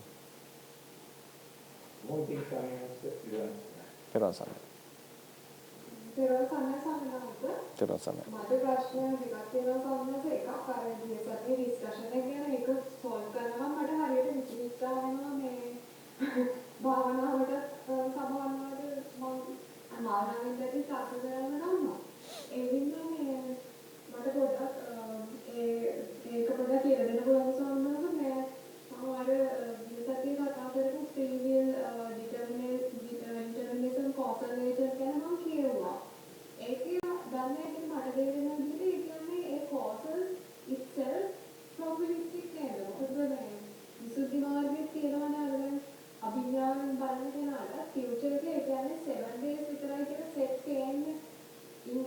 එහාට ඒ කියන්නේ ඒක change වෙන්න පුළුවන් කියලා. ඒ කියන්නේ ඒක rigid නෑ නේද? ඒ කියන්නේ rigid determinism නෙමෙයි නේද ඒක කියන්නේ. අර මම එක paper එක කියවුවා ඒක නෑ. ඇත්තටම තියෙන්නේ නිකන් අර within causation එකක් කියලා. එතන ඒක පළවෙනි ප්‍රශ්නේ ස්වාමීන් වහන්සේ මේ දෙවෙනි තමයි මේ කෙලෙස් ගැන. සම්මත මේ දැන් මේ නාම රූපයන් ඇසුරු කරගෙන කෙලෙස් තියනවා කියන එකට ප්ලේස් එකක් කියන්න බෑ කියලා රේඛාවේ සම්පූර්ණසර කියලා තියෙනවා කියලා මේ මම අහලා තියෙනවා. මේ ඒක ගැන පොඩ්ඩක් අහන්න ඕනේ මට ඒ විදිහට ක්ලියර් නැහැ. ඒක නිකන් චිත්තසංතානයේ ඇසුරු කරගෙන පවතින ගති ස්වභාවය. කියන්නේ උදාහරණයකට ඒක හොඳම උපමාව විද්‍යාත්මක ක්‍රමෙන් තේරුම් ගන්නවා නම් අපි කියන හිග්ස් ෆීල්ඩ් එක කියලා අහලා තියෙයි. හිග්ස් ෆීල්ඩ් එකත් එක්ක ඉන්ටරැක්ට් කරනකොට තමයි ධර්මයේ අංශු වලට ස්කන්ධයක් ලැබෙන්නේ. හැබැයි එක්ස් ෆීල්ඩ් එක අපිට පෙන්වන්න බෑ මේක කියලා. ඒක තියෙනවා හැබැයි it has to be. ඒක mathematically තමයි අපි ඔප්පු කරන්නේ. සහ ඒක තියෙන්න ඕන කියන එක පරීක්ෂණ වලින් ඔප්පු කරන එකක් නැතුව කවුරුත් දැකලවත් එහෙම එකක් නෙවෙයි. ඉතින් ඒ විදිහට ඒකට අර්ථකථනය තමයි මොකක් හරි එහෙම ඉන්ටරැක්ෂන් එකක් වුණ නැත්නම් මේ දෙවලට ස්කන්ධයක් පැමිණලා නැහැ කියන්නේ. ඒතර ඒ විදිහේ ගත්තොත් එහෙම මේ මොනවාද එක්තරා යම්කිසි අකුසල ගති ස්වභාවයක් సంతානයේ තුල ඉතිරිව පවතිනවා. ඉතිරිව පවතින චිත්තචෛසිකයක් ලෙස පවතිනවා නේ එක්තරා අවස්ථාවක් ඒක. ඒක අහවල් එක කියලා පෙන්වන්න පුළුවන් එකක් නෙවෙයි. හැබැයි ඒක චිත්ත సంతානයේ ඇසුරු කරගෙන තමයි පවතින්නේ. අනිත් අඩුම තරමේ කියනවා චිත්ත సంతානයේ තියෙනකන් තමයි පවතින්නේ ඒක. එතකොට මේ සිත නිරුද්ධ වෙනකොට මිය ගියාට පස්සේ රූපකය ඇසුරු කරන් ඒ කෙලස් ටික නැහැ. ඒක අලුත් సంతානයේ ඇසුරු කරන දා පවතිනවා. හැබැයි ඒ පවතිනකොට රූපකයත් ඇසුරු කරගෙන පවතිනවා. මේ මුළු సంతානෙම තමයි මේ පොටෙන්සි එක තියෙන්නේ. సంతානෙම. ඒ නිසා බුරුමිදියෝක කියන්නේ බුරුම සායනහන්සලා රූප කලාපයක් පාසා චිත්තෝත්පාදයක් පාසා මේක පවතිනවා කියලා සලකන්නේ. අසඤ්ඤ සත්වයේදී රූප කලාපයක් පාසා අරූප භවයේදී චිත්තෝත්පාදයක් පාසා පංචබෝකාරයේදී චිත්තෝත්පාද සහ රූප කලාප ඇසුරු කරන් පවතිනවා කියලා කියන්නේ. කර්ම ශක්තියත් එහෙමයි. කර්ම ශක්තියයි අනුසයයි කියන දෙකම ওই විදිහට පවතින ගති ස්වභාව දෙකක් ලෙස තමයි සලකලා තියෙන්නේ. ඉතින් ඒක අර චිත්තචෛසික ධර්මයක් ලෙස පවතිනවා නෙවෙයි. හැබැයි සමහර ආචාර්යවරු කියනවා ඒක සිත ඇසුරු කරන් පවතින කියලා. it also has a meaning. මොකද හේතුව දැන් සිත නිරුද්ධ වුණාම රූපකය ඇසුරු කරන්නේ නැහැ. ඒ නිසා සිතත් එක්ක සම්බන්ධය ගොඩක් තියෙන්නේ. අසංග සත්‍ය සිත తాවකාලිකව නැති බව ඇත්ත. නමුත් සිත යම් තැනක නිරුද්ධ වුණා නම් කර්මජ රූප නිරුද්ධ වුණා නම් සිත නිරුද්ධ වුණා නම් එතන පටන් ඒක ඩෙඩ් බොඩි එකක් නේ. ඩෙඩ් බොඩි එක ඇසුරු කරන් කර්ම ශක්තියවත් රූප මොකද්ද කර්මජ රූප අනුසේවත් තියනවා කියලා කියන්නේ නෑ අපි. ඒක පළවෙනි එක. ඉතින් මම හිතන්නේ ඒක පැහැදිලි නේද? මට ඉපාරට ඒක මාළි කෙනෙකුත් කිව්ව සම්මාස මේ රිෂිවරුන් කියලා තියෙනවා කර්ණක් ඒ ෆීල්ඩ් එකක් විදිහට තියෙනවා. නැති ඒක ෆීල්ඩ් එකක් දැස ඉතින් අර්ථකථනය කරනවා. ෆීල්ඩ් මාත් කිව්වේ එහෙම දැන් මේක මේ මුළු මේක ඇසුරු කරන් තියනවා කියන එක නේද? ඒකට අහසේ කොහෙවත් තියනවා කියන එක නේ අපි ධර්මයේ අදහස් කරන්නේ. මේ సంతානය ඇසුරු කරන් තියනවා. හැබැයි ඒක තමයි ෆීල්ඩ් එකක් වගේ කියලා උපමාවට ගන්න. කියනවා ෆීල්ඩ් එකක් ඔතක මටීරියලිස්ටික් වෙන්න වෙනවනේ. ඒක ඉම්මටීරියල් යම් කිසි ෆීල්ඩ් එකක් ලෙස කියත හැකි මොකක් කරේ. හැබැයි ඒක රූප කලාප ඇසුරු කරන් තියනවා කියන කොටම ප්‍රශ්නයක් එනවා ස්පේස් එකත් එක්ක සම්බන්ධයි. ඒ කියන්නේ වෙනවා සිත නිර්වචනය කළ තියෙන ක්‍රමේදී where it is located කියන ප්‍රශ්න එනවානේ කොහෙද සිත immaterial නම් මොකක්ද කොහොමද චක්කු ප්‍රසාදය ඇසුරු කරන් තියෙන්නේ කොහොමද හෘද වස්තු ඇසුරු කරන් තියෙන්නේ කොහොමද අරූප භවයේ තියෙන්නේ කියන ප්‍රශ්න උපදිනවා immaterial එක. ඒ කියන්නේ අපි කියනවා අරූප තලය මෙතනයි අතර තමයි අරූප තලයේ තියෙන්නේ කියලා distance එකක් කියනවා. ඒතර මේක කොහේ හරි තැනක මේක තියෙන්නේ. එතකොට ඒකෙ ඊටසේ චක්කු ප්‍රසාදය ඇසුරු කරන් තියනවා කියලා කියනවා. එතකොට මොකක් හරි ඒකේ ඒක ඇසුරු කරගෙන තිබීමක් තියෙනට මේක උඩ තියනවා කියලා කියන්නේ නැහැ. නමුත් location wise මොකක් හරි connection එකක් තියෙනවා. immaterial නම් locate කරන්න බෑනේ අපිට.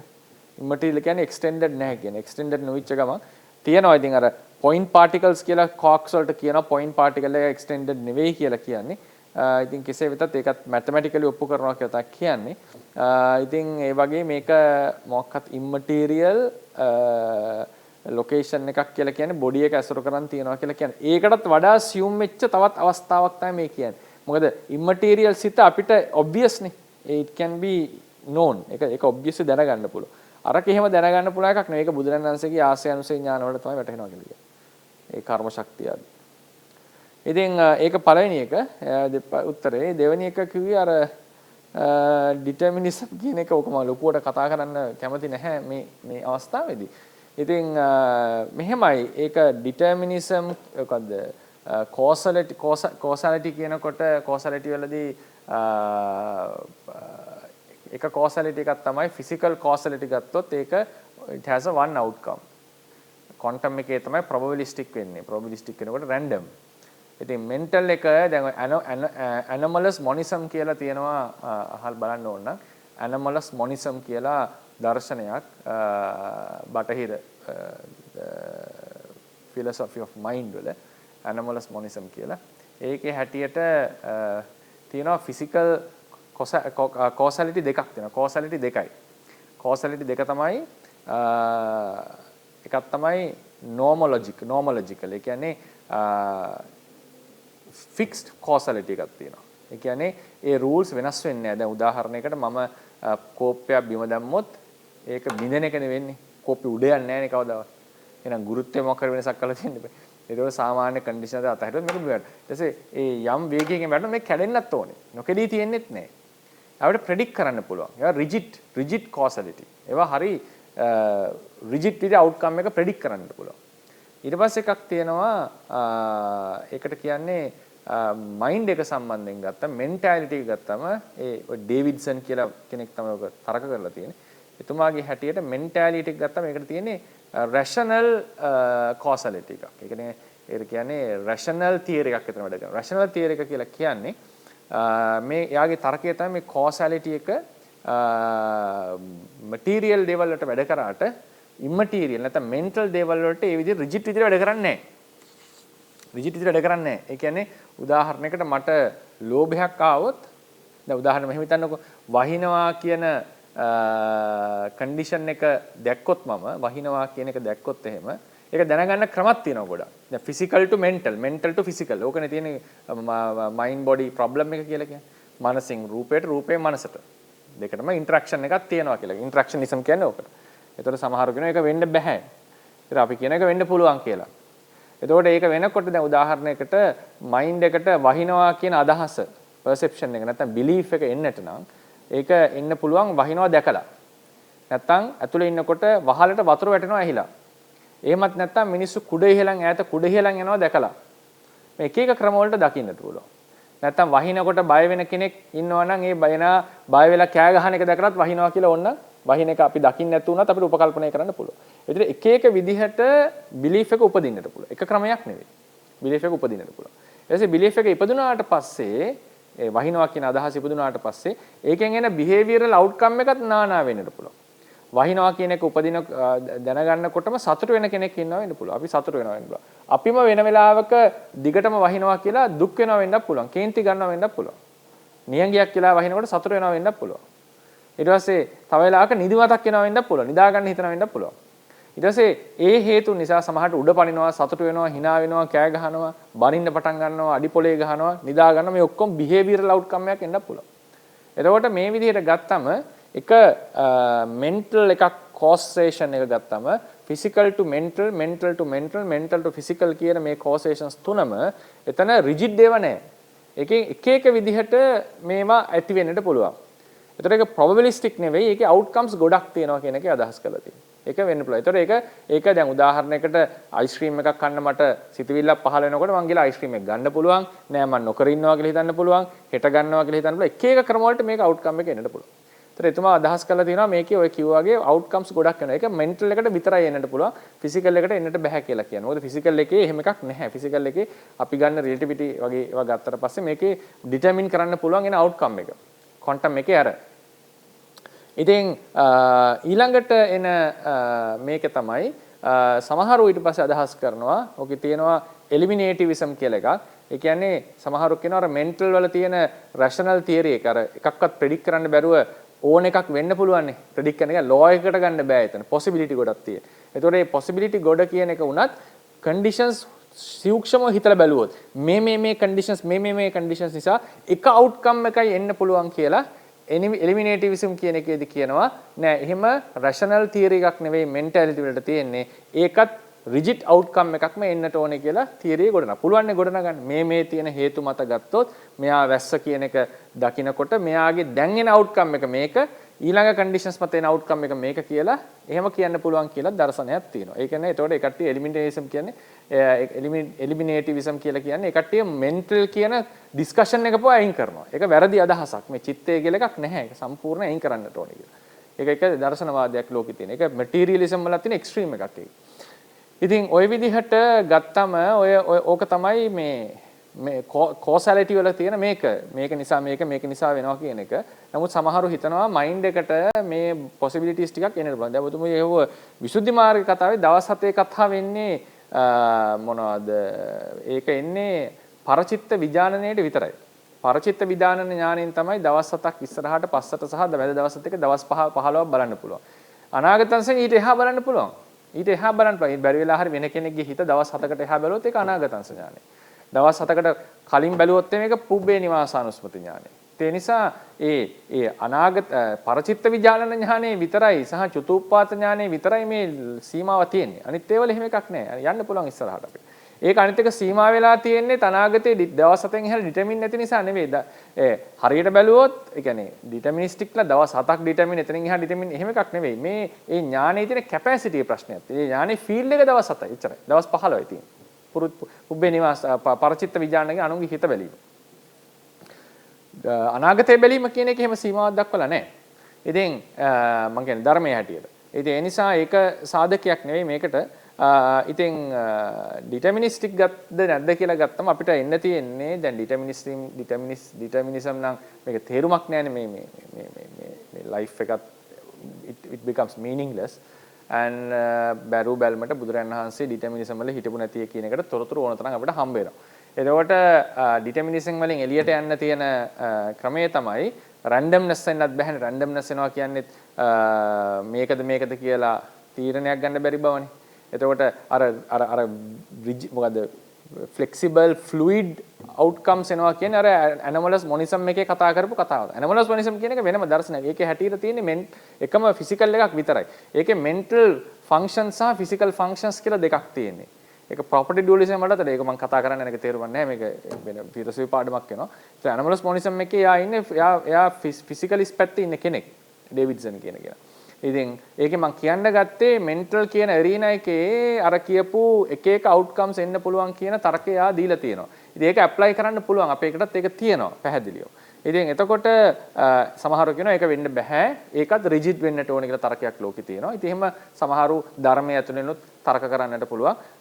මේක rigid විය යුතුයි. මේ තියෙන හේතු ප්‍රත්‍ය ආදී ඔක්කොම හේතු ගත්තම ඒක outcome එකයි එන්න ඕනේ කියලා. ඉතින් ඒක outcome එකයි එන්න ඕනේ කියන කතාවෙන් නොකිය කියවෙනවා මේක determinism කියලා. හරිනේ. එතකොට එකම way එකයි out එකට තියෙන්නේ මෙතන. එකම way out එක තමයි මම ඒකේ දක්වුවේ ඒකයි. එකම way out එක තමයි randomness වලට යන්නේ නැතුව determinism වලටත් යන්නේ නැතුව එකම way out එකයි තියෙන්නේ causal agent කියන theory එක. causal agent කියන එක. causal agent කියලා කියන්නේ තමන් තීරණයක් ගන්නවා කියන එක. තමන් තීරණයක් ගන්නවා කියන එකේදී ආත්මවාදයට යන්නේ නැතුව ගන්නට ඕනේ. ඔකනේ තියෙන මේක ආත්මවාදය. එතකොට විඥාණයට ඒ හැකියාව තියෙනවා. විඥාණයට ඒ හැකියාව තියෙනවා. ඒ හැකියාවේ තිබීම තමයි බුද්ධ ශාසනය ගොඩාක් තැන්වල කතා කරලා තියෙන්නේ. ඒ නිසා තමයි ආරබත, නික්කමත, යුඤ්ජත බුද්ධ ශාසනය කියලා කියන්නේ. හරිනේ. එතකොට උත්සාහ කරන්න නොකර ඉන්න එපා. ඒ කියන්නේ නොකර ඉන්න පුළුවන් ඕන. කරොත් පුළුවන්. ඕකනේ කියන්නේ. ඉන්න කරන්න පුළුවන්, නොකර ඉන්නත් පුළුවන් කියලා කියනවා. මේ තමයි causal agent ගේ කතාව. කරන්නත් පුළුවන්, නොකර ඉන්නත් පුළුවන්. ඕනනම් කරන්න නැත්නම් නොකර ඉන්න. බුදුරජාණන්සේ මේකට උනන්දු කරනවා. එතකොට කෙනෙක් කියන්න නෑ ඒකත් හේතුඵල. උනන්දු වීමත් උනන්දු නොකිරීමත් හේතුවකම ඵලයක්. ඒක වෙනස්. එහෙනම් ඉතින් බුදුරජාණන්සේගේ බණ කීමත් හේතුඵලයක්. ඒ කියන්නේ බුදුරජාණන්සේ ඒ හේතුන් මත බුදුරජාණන්සේට සිත් පහලවන්නේ. එතකොට එහෙම වුණාට පස්සේ මොකක්වත් අර හිතලා කරනවා කියලා එකක් නැහැ. එතකොට ඒ ෆ්ලෝ එකක් තමයි යන්නේ එහෙම වුණාම. ඒක තේරෙන්න ඕනේ හේතුඵල. ඒක මම හිතනවා ඔබතුමාට පැහැදිලි ඇති කියලා. causes and effects වලට ආව ගමන්ම මේක නිකන් ෆ්ලෝ එකක් වෙනවා. ඒක ෆ්ලෝ එකක් තමයි වෙන්නේ. එතකොට ඒ ෆ්ලෝ එක අර කිව්වාගේ mental arena එකේ possibilities ගොඩක් ආපු ගමන් randomness වලට යනවා. randomness කියන්නේ අහඹු සිදුවීමක් කියන එක. එතකොට ඒකත් තේරුමක් නැහැනේ. එතකොට අපිට choice එක කියලා එකක් එන්නට ඕනේ. choice එක කියලා. libertarian free will. libertarian නේ free will එකක් එන්නට ඕනේ. ඒතර free will එක අර තියෙන conditions මත limited වෙලා සීමා සහිත වෙලා යම් කිසි පරාසයක free will එකක් ලැබීමේ අවස්ථානේ තියෙනවා. ඒ කියන්නේ උදාහරණයකට සතිය කියන එක උපදින්නට හේතු ඕනේ. සතිය උපදින හේතු සහිත. නමුත් ඒ උපදින සතියෙන් අපිට ඕන දේවල් කරත හැකියි. ඒ කුසල පරාසය ඇතුලේ දානයක් දෙනවද සීලයක් රකින්නවද කියන තීරණ වලට එන්නට පුළුවන් අපිට. ඒවා ඒ කුසල මානසිකාර ඇතුලේ. ඉතින් ඒ නිසා ඒ විදිහට මේක මේ causal agent ඒකේ causal agent දාන්න වෙනවා consciousness එකට. එච්චරයි ඔගේ simple කතාවක් වතුන තියෙන්නේ. මේ causal agent ආත්මයක් නෙවෙයි. මොකද තීරණ ගත්ත පමණින් ආත්මය නැති වුණා නෙවෙයි. සිතට තීරණ ගන්න පුළුවන්. බුදුරජාණන්සේ ප්‍රතික්ෂේප කරලා තියෙන එකම විදිහේ නොවෙනස්ව පවතින ආත්මයක්. භවයෙන් භවයට යන ආත්මයක් නැත්නම් මරණයෙන් සිඳන ආත්මයක්. එකම කෙනෙක් පුද්ගලෙක්. එහෙම එකක් නෙමෙයි. ඉපදෙන බිඳෙන ධර්ම පරම්පරාව. ඒ ඉපදෙන බිඳෙන ධර්ම පරම්පරාවේ තීරණ ගැනීමේ හැකියාව තියෙනවා. ඔක තමයි උතන තර්කය. ඔක ගොඩාක් හිතුවට ඔය possibilities තුන විතරයි තියෙන්නේ. ඔක අතරමැද එකක් නැහැ. අතරමැද එකක් නැහැ. මොකද වසඟේ තියෙනවා වසඟේ කියන්නේ තමන්ට අවශ්‍ය decision එක ගන්න ඕනේ කියලා කියන්නේම causal agent කෙනෙක් කෙනා කියන්නේ. තමන්ට අවශ්‍ය තියෙන. ඕකනේ ඉතින් අවශ්‍ය වෙන්නේ. මට ඕන නම් මම යනවා මට ඕන නම් යන්නේ. ඔයක අයින් කරපු ගමන් ඉවරයිනේ කතාව. ඕක අයින් කරපුවම ඉවරයි කතාව. ඕක අයින් කරපුවම මේක ඔටෝ වෙනවා. ඒතර කියන්නේ ආත්මවාදී නෑ. ඒතර මතක තියාගන්න ආත්මය කියන්නේ මොකක්ද කියන නිර්වචනය කරන්නට ඕනේ. බුදුරජාණන්සේ ප්‍රතික්ෂේප කරපු ආත්මය මොකක්ද? බුදුරජාණන්සේ ප්‍රතික්ෂේප කරනවා තීරණ ගන්න බෑ කියලා. තීරණ ගන්න බෑ කියන එක ප්‍රතික්ෂේප කරපු ගමන් මේක ඉතින් it's just happening. ඒක ඔහේ යන එකක් ඒතකොට. ඒ නිසා තීරණ ගැනීමේ හැකියාව සිතට තියෙනවා. ඒක සිතේ තියෙන ෆන්ඩමෙන්ටල් හැකියාව. සිත ගැන උගන්වන්න ඕනේ එතන ඉඳලා. එතකොට ප්‍රශ්නේ එනවා මේ අභිධර්මයේ තියෙන ක්‍රමයෙන් මේකට පිළියමක් ගන්න පුළුවන්ද කියන එක වෙනම ඉස්සෙල්ලා පස්සේ විසඳ ගන්නට ඕන එක. නමුත් මොනත් මේකෙන් ආවත් මේකේ බේසික්ම තැන තමයි තීරණ ගන්න පුරුවන් සිතක් ඇත. ඒක තමයි මේකේ තියෙන පදනම. බුදුදහමේ තියෙන පදනම එතන තියෙන. නැත්නම් ඒකනේ ඉතින් උත්සාහ කරන්න කියලා කියන්නේ උත්සාහ නොකරන උදව්. බාහිරින් ප්‍රත්‍ය දෙන එක ඇත්ත. බාහිරින් ප්‍රත්‍ය දෙන එක ඇත්ත. බාහිර ප්‍රත්‍ය දුන්නාම Tamanne තීරණය කරන්නේ කරනවද නැද්ද කියලා. බුදුරජාණන් වහන්සේත් තීරණය කරන්නේ බණ කියනවද නැද්ද කියලා. ඒ වගේ ගත්තම මේ තීරණය කිරීම කියන එක මේකේ තියෙන්නට ඕනේ. ඕක causal agency consciousness එකට දැම්මම ප්‍රශ්න ඉවරයි.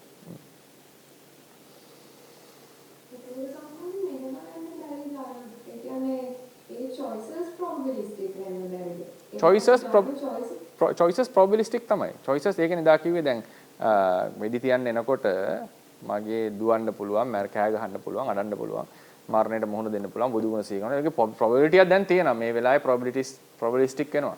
ඒතර මේ අමුතුම causality එකක් කතා කරන්න අපි. අමුතුම causality එකක් මේ කතා කරන්නේ. මේ විශේෂ causality එකක් මේ තියෙන. ඒක තමයි anomalous monism එකෙන් කියන්නේ මේක විශේෂ causality එකක් මේක. ඒතකොට ඒ වගේ මේකේ probabilistic. ඒතකොට අර relativity වගේ එකක් නෙමෙයි මේ තියෙන්නේ. quantum physics වලත් probability එකක් තියෙන්නේ. හැබැයි ඒකේ probability තියෙන random probability. මේකේ තියෙනවා probability එකක්. මේක choice එකක් තියෙනවා. මට choose කරන්න පුළුවන්. මේකටද යන්නේ, මේකටද යන්නේ, මේකටද යන්නේ, මේකටද යන්නේ.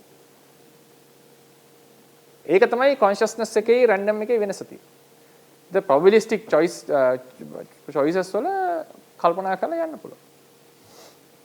ඔක තමයි සාමාන්‍ය common folk psychology කියලා කියන්නේ. folk psychology ඔක තමයි common අදහස් තමයි ඔක ලෝකෙ තියෙන්නේ. ඒකවල සම්මතයේ choices probabilistic වුණාම ඒකත් හේතුඵලයට අයත් නේද? ඔව් හේතුඵලයට අයත්. සාමාන්‍යයෙන් හැබැයි අඩුම leastම probability යන්න පුළුවන් මට. leastම probability යන්න පුළුවන්.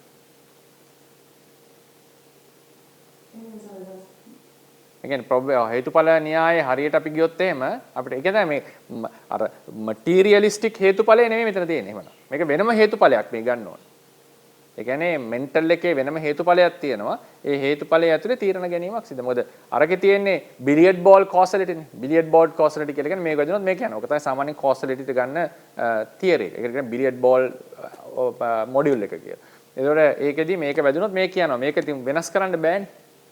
එහෙනම් මෙතන මොකක් හරි කන්ඩිෂන් මේක හැදුනොත් අනිවාර්යෙන් යනවාම ඒක වළක්වන්න බෑ. ඒක එක අවුට්කම් එකයි තියෙන්නේ. ඒ තමයි causality එකේ සාමාන්‍ය පිළිගත්ත causality එකේ හැටි එකයි. පිළිගත්ත causality එකේ. එතකොට probabilistic වුණාම ඒ probability යන්නේ කොහොමද? මොකද්ද පදනම මේකේ? කවුද ඒක choose කරන්නේ? ඒක random වෙන එකක්ද? probability එකම යනවා නම් වැඩිපුර ඒකට යන්නට ඕන.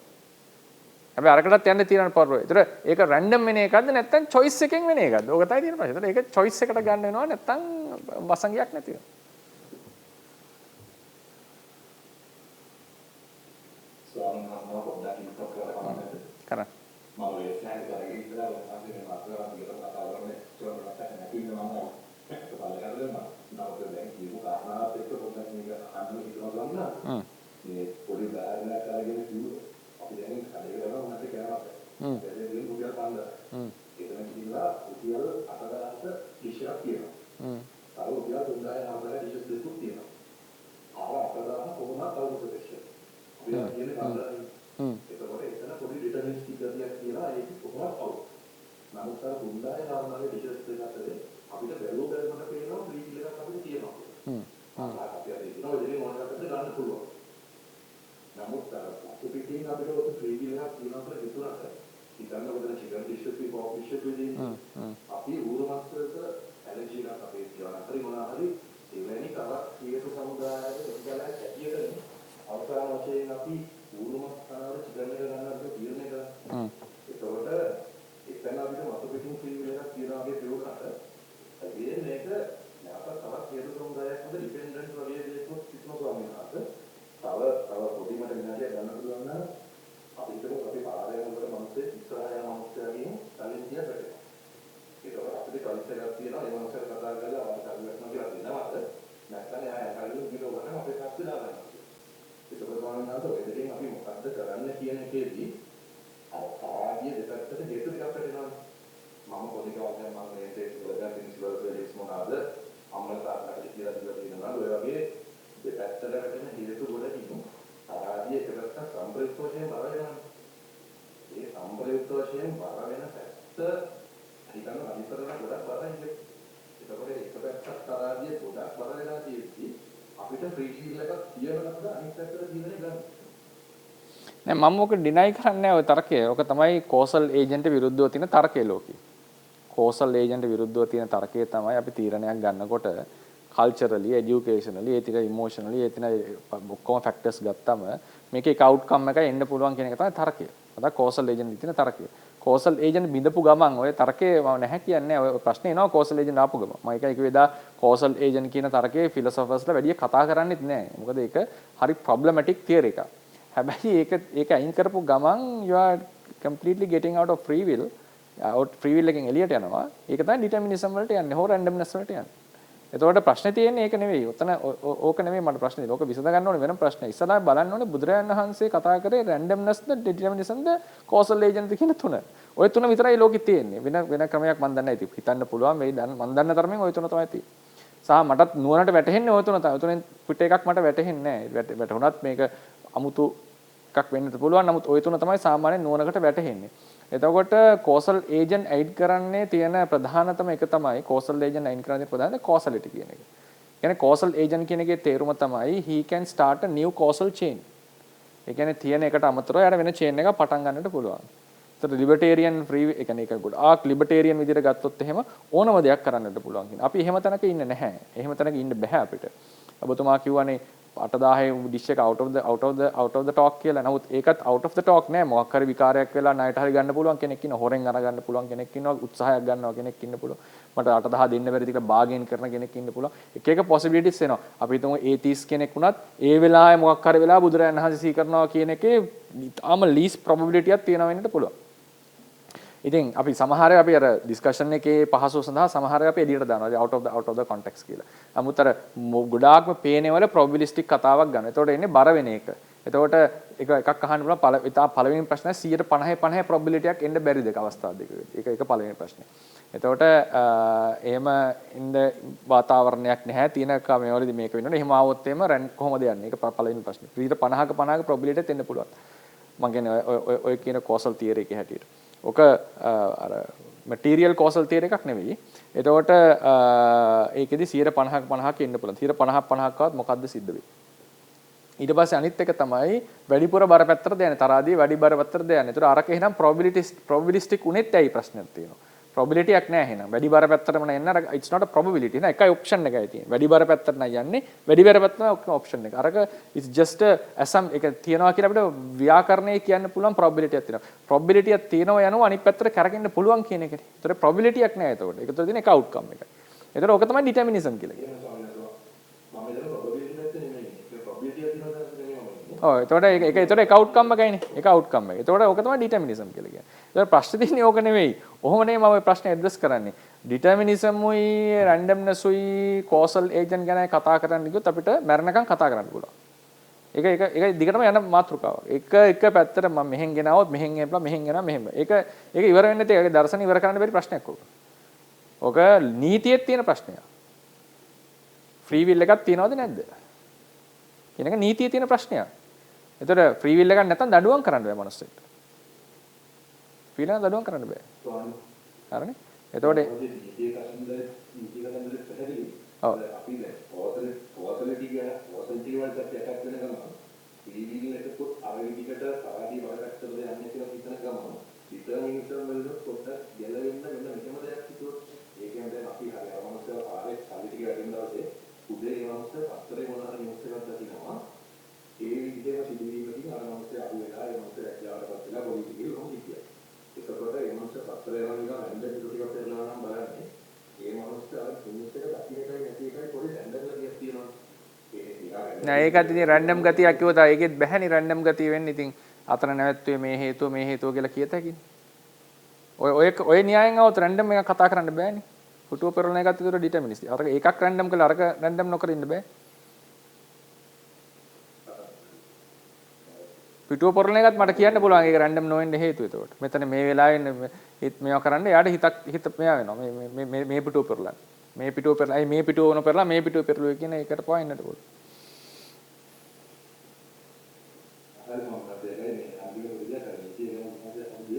අපි දැන් free will එකක් තියනවා කියලා බලන්නේ නේද? ඔව්. ඒකකට අපි දඬුවමක් දෙනකොට ඒ දඬුවමේ ඉතින් අපි බලාපොරොත්තු වෙන්නේ මේ මනුස්සය ඔල්රෙඩි කරපු වැඩකට වඩා නැවත වතාවක් මේ මනුස්සය අතින් මේ වැඩ දෙන්නේ කියලා කීමක් හරි ඒක දකින්න තව කෙනෙක් සමාජය අතින් මේ වැඩ දෙන්නේ වලක්වන්නේ. ඒකකොට අපි දඬුවම දීපෙන් කරන්නේ අර ආදී එකකට බරකට විතරක් කරලා නෑනේ දැන් ප්‍රශ්නේ තියෙන්නේ දඬුවම දුන්නත් දඬුවම දීමත් නියත වෙලා තියෙන්න ඕනේ එතකොට. නඩුකාරයා දඬුවම් දෙන එකත් නියතයි. දඬුවම දුන්නට පස්සේ අවුට්කම් එකත් නියතයි. ඔහොමයි තියෙන්නේ චේන් එක. ලේසි නෑ චේන් එක. ඔක්කොම නියතයි ඒකට. හොරකම් කිරීමත් නියතයි. හොරකමට දඬුවම් දෙන එකත් නියතයි. හොරාව අල්ලගන්න එකත් නියතයි. ඊට පස්සේ ඒක නිසා මිනිහෙක් හැදෙනවද නැද්ද කියන එකත් නිය මොකක්වත් නෑ ඊට පස්සේ ඒකට. ඔහේ යන එකක් තියෙන්නේ.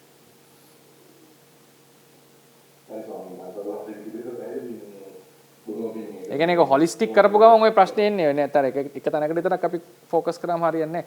ඉතින් ඒකේ ඒ ඩිස්කෂන් එකේදී එකම වේ අවුට් එක තියෙන්නේ පෞද්ගලික බැලු බැලමට මෙහෙමයි පේන්නේ බුද්දිසම් almost determinism. ඒ කියන්නේ තියෙන හේතුන් මත determinism ගතියක් මේකේ තිබුණ නැත්තම් determinism කියන වචනේ හරි සරයි.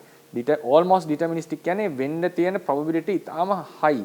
ඒක නිසා තමයි අනාගතංශ ඥානයක් ලෝකේ තියෙන්නේ. අනාගතංශ ඥානයේ ලෝකේ තියෙන එක නිසා. නැත්තම් අනාගතංශ ඥානයක් වැඩ කරන්න බෑ මේක ඇටියට. මොකද chaos නේ ඒතකොට. ඕනම probability ඕනම outcome එකක් එන්න. හිතා ගන්න බැරි මේ probability එකක් එනවා. ඒක ආපු ගම. ඒ නිසා almost determined කතාව හරි. almost determined. හැබැයි මේක ඇතුලේ determined වෙච්ච ගමන් වෙනම කතාවකට අපි යනවා. මේක නියතයි ඊට පස්සේ. කතාව ඉවරයි ඒතකොට. මම නිවන් දකින්න එක නියතයි ඒතකොට. දැන් මම ඊළඟ භවයේ නියතයි ඒතකොට. එතකොට මේකේ එන්නට පුළුවන් පොඩි ෆ්‍රී විල් එකේ එන්නේ පොඩි ස්පේස් එකක මේක එන්නට ඕන. පොඩි ස්පේස් එකක.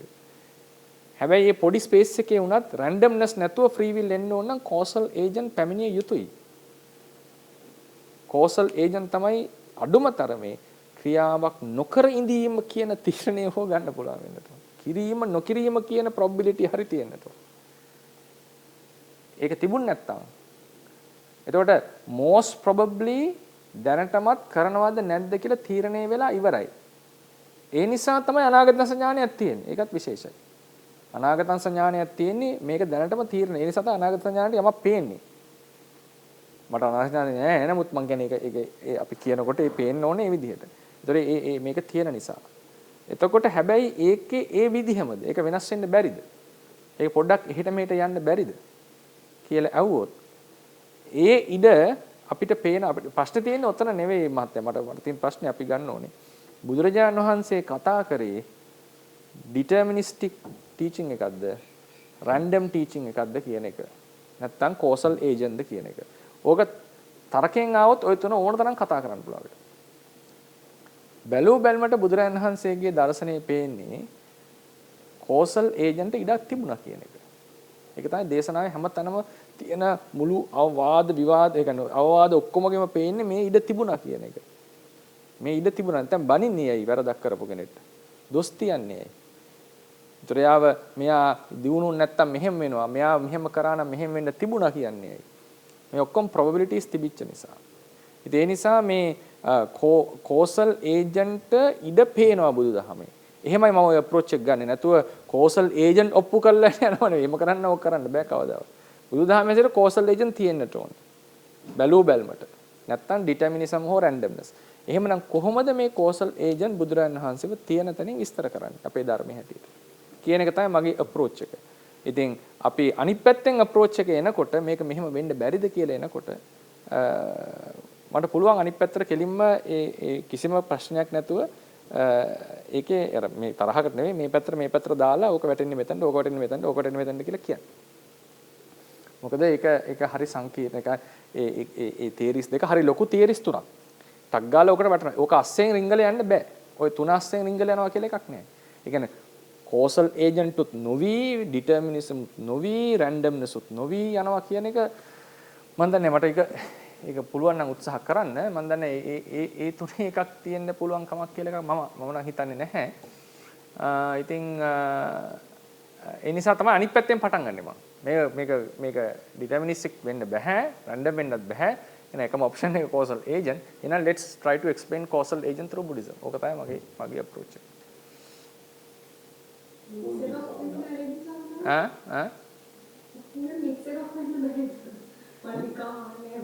මික්ස් එකක් කියලා කියන්නේ ඒ කියන්නේ ඒක අපි දැන් අනේ determinism නෙමෙයි මේ indefinite randomness නෙමෙයි මොකක්ද combination එකක් වෙන්නේ නෑ එහෙම determinism නම් deterministic randomness නම් randomness ඔය දෙක අතර මික්ස් එකක් එන්න බෑනේ.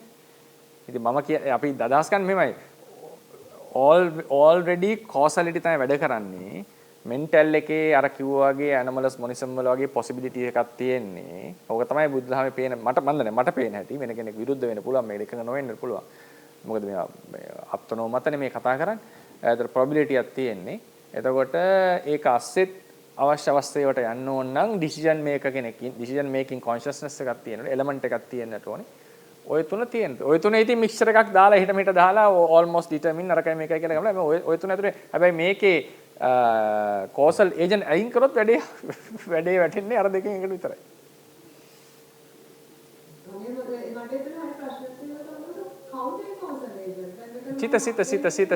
සිත ගන්න වෙන්නේ. සිතනේ ගන්න වෙන්නේ නේ. සිතනේ ගන්න වෙන්නේ. සිත තමයි ගන්න වෙන්නේ. හොඳයි. තෙරවසන්. අවසරයි ස්වාමීන් වහන්සේ තෙරවසන්.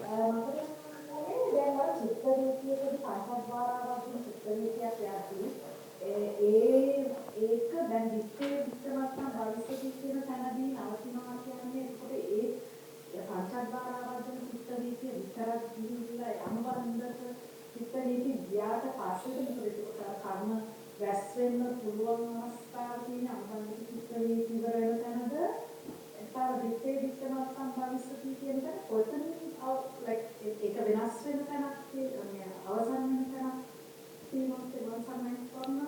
දිත්තේ දිත්තමත්තම් භවිෂ්‍යති කියලා කියන්නේ මෙටෆිසිකලි ඒ කියන්නේ වෙන process එක නතර කිරීමක් නෙවෙයි.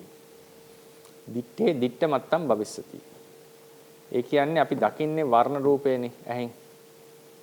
ඒක වර්ණ රූපයක් දැක්කා කියන සංකල්පය ඇති කර ගැනීම තමයි දිත්තේ දිත්තමත්තම් භවිෂ්‍යති කියලා. එහෙම නැතු අනුබන්ධක වීදී නවත්තන එකක් නෙවෙයි. ඕගෙන තේරවාදී විවරණ තුනක් තියෙනවා. ක්‍රම තුනකට විස්තර කරන්නට පුළුවන්. ඒක තමයි බේස් එක තමයි. ඒකේ පදනම තමයි. ඔගේ බාහ්‍ය සූත්‍රයෙන් එන්නේ. ක්‍රම තුනකට අටුවා විස්තර කරනවා. උපමා අරගෙන චක්කු විඤ්ඤාණ සම්පටිච්ඡන ආදී උපමා අරගෙන මේක තේරුම් ගන්නට ඕනේ. දකින්නේ රූපාරම්මණයක්, අහන්නේ සද්දාරම්මණයක්. හැබැයි ඒකේ අපිට පුද්ගලයෙක් සත්වයෙක් කියලා අදහසක් තියෙන්න පුළුවන්. අනිත්‍ය දුක්ඛ අනාත්ම වශයෙන් ගන්නත් පුළුවන්. හරිනේ? ඒකේ අනිත්‍ය දුක්ඛ අනාත්ම පැත්ත ඒක අවශ්‍යයි. එතකොට අර නিত্য සුඛ සුභ ආත්ම කියන පැත්තට යන්නේ නැතුව ඒ කියන්නේ විවරණයේ දීලා තියෙන දෙකමටම යන්නේ නැහැ කියලා ඒක ටීකාවල විස්තර කරනවා මේ දෙකටම යන්නේ නැහැ කියන එක ගත්තට නিত্য අනිත්‍ය සුඛ අනාත්ම පැත්ත අවශ්‍යයි කියන එක. ඒක ටීකාව විස්තර වෙනවා. ඒක තැන් දෙකක හම් වෙනවනේ මේ සංයුත්ත නිකායද කොහෙත් හම් වෙනවනේ බාහ්‍ය සූත්‍රය. එතකොට මේ බාහ්‍ය හරි මොකද මේ පාඩේ හම් වෙනවා දිත්තේ දිත්තමත්තන් කියන එක අපතන තරක. එතකොට නැත්තන් තියෙන උදාන පාළි. ඉතින් ඒ වර්ණ රූපයක් ලෙස සැලකීම. සද්ද රූපේ සද්ද රූපයක් ලෙස සැලකීම. ගන්ධ රූපේ ගන්ධ රූපයක් ලෙස සැලකීම. ඒකේ නিত্য සුඛ සුභ ආත්ම පැති වලට යන්නේ නැතුව ඒක එසේ සැලකීම. එසේ සලකලා ඒකේ අනිත්‍ය දුක්ඛ අනාත්ම වලට පැමිණීම. ඒක තමයි මේ දිත්තේ දිත්තමත්තන් කියලා කිව්වේ. එහෙම නැතුව මේ අනුබන්ධක වීති නවත්තනවා කියලා එකක් නෙවෙයි. ඒක නවත්තන්න බෑ. ඒක ඉතින් ඔටෝ වෙනවා. එතකොට අස්වායනස කර්මයක් සිද්ධ වෙනවා. ඒ කියන්නේ විචාර ඵල ඔය රහත් උන් නැත්තම් කර්ම වෙනවනේ ඉතින්. රහත් නොවිච්ච හැමෝගෙම ජවනසිත. ඵලසිත නොවන හැම අවස්ථාවකම කර්මයක් තමයි.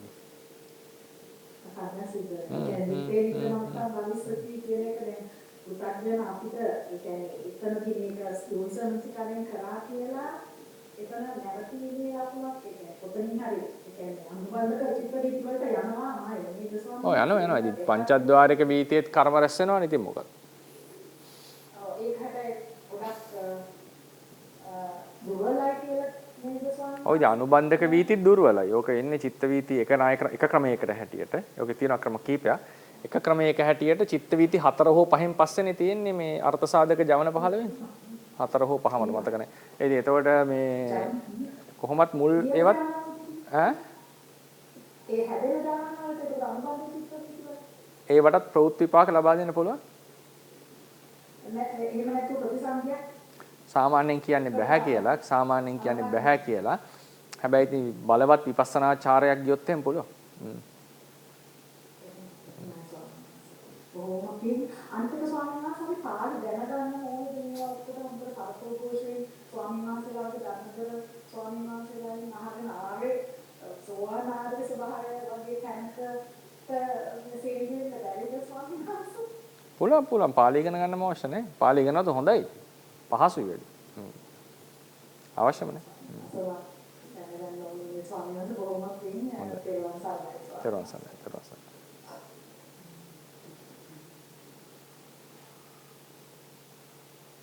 Terus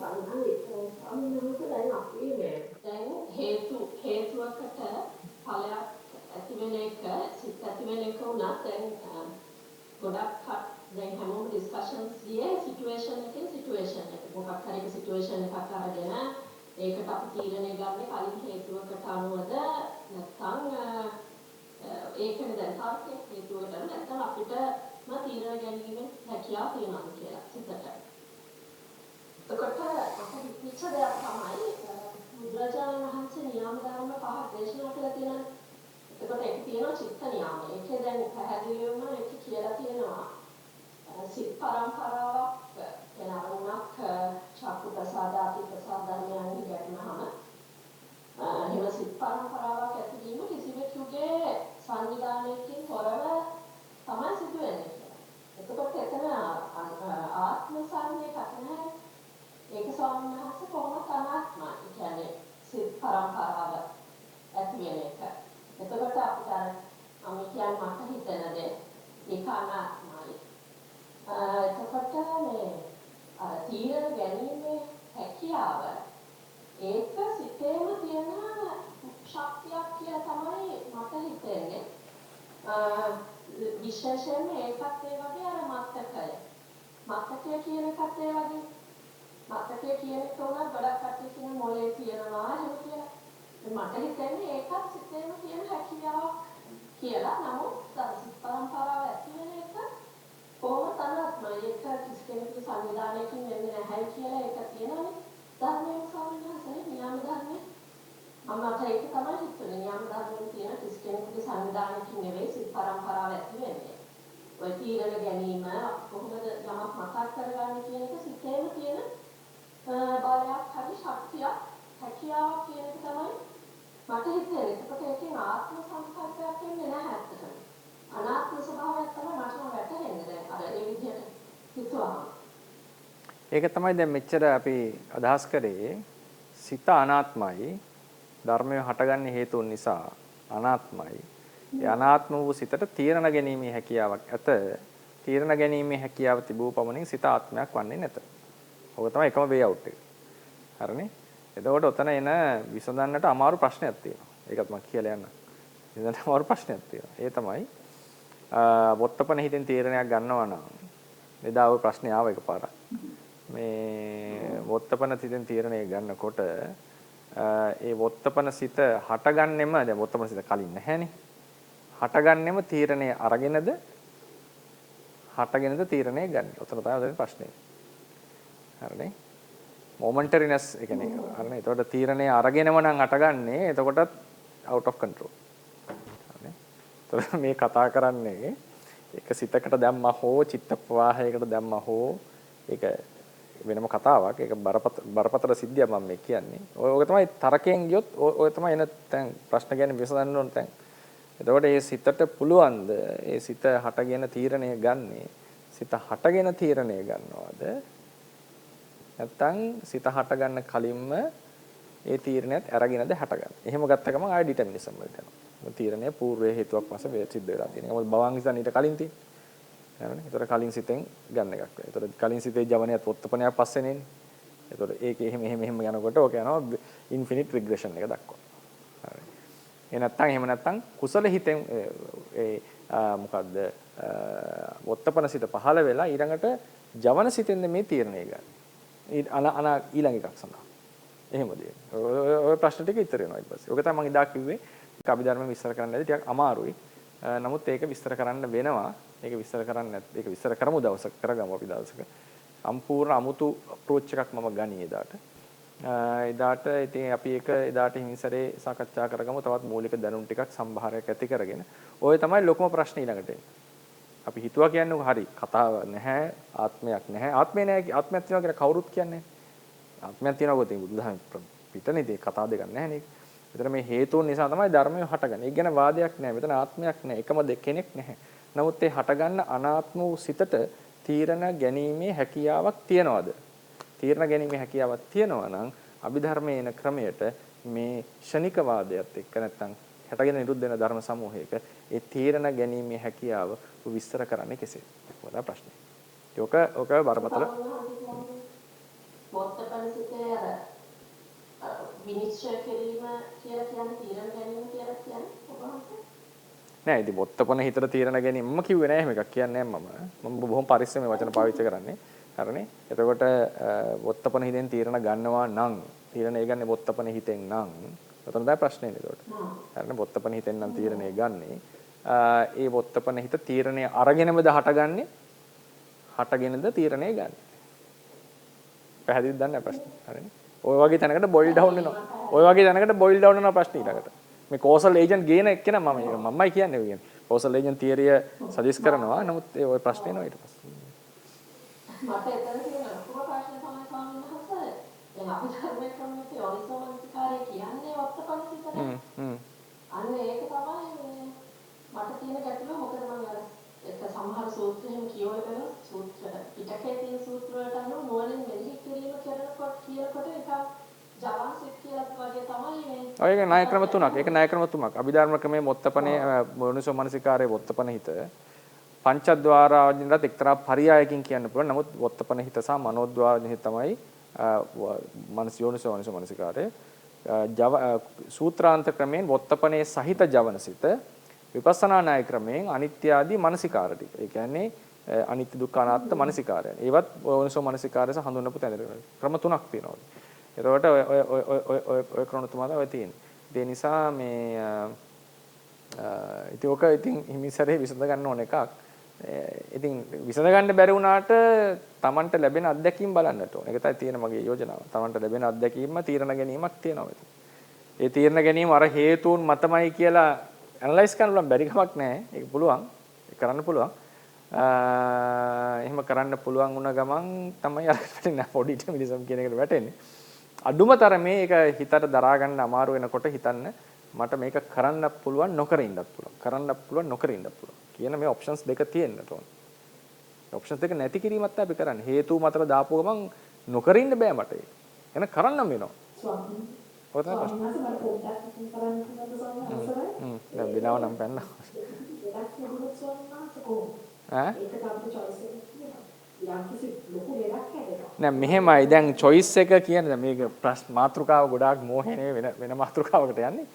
මේ choice එක මෙහෙමයි ද free will එක determinism උත් තියාගෙන free will තියාගන්න ක්‍රමයක් තියෙනවා compatibilism කියලා. ලෝකේ තියෙනවා. compatibilism කියලා කියන්නේ he had a choice.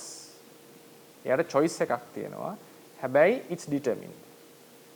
හරි මට choice එකක් කරන්න පුළුවන් determined. දැන් උදාහරණයකට free will එක නිර්වචනය කරන ක්‍රමය තමයි උදාහරණයකට ඒක තියෙනවා නිර්වචනය මට ඒක හරියට පද මතක නැහැ. දැන් මට ඔළුවට වෙඩි තියන්න තුවක්කුවක් තියන් ඉන්නකොට මට මේක කරන්න කියලා කියනවා.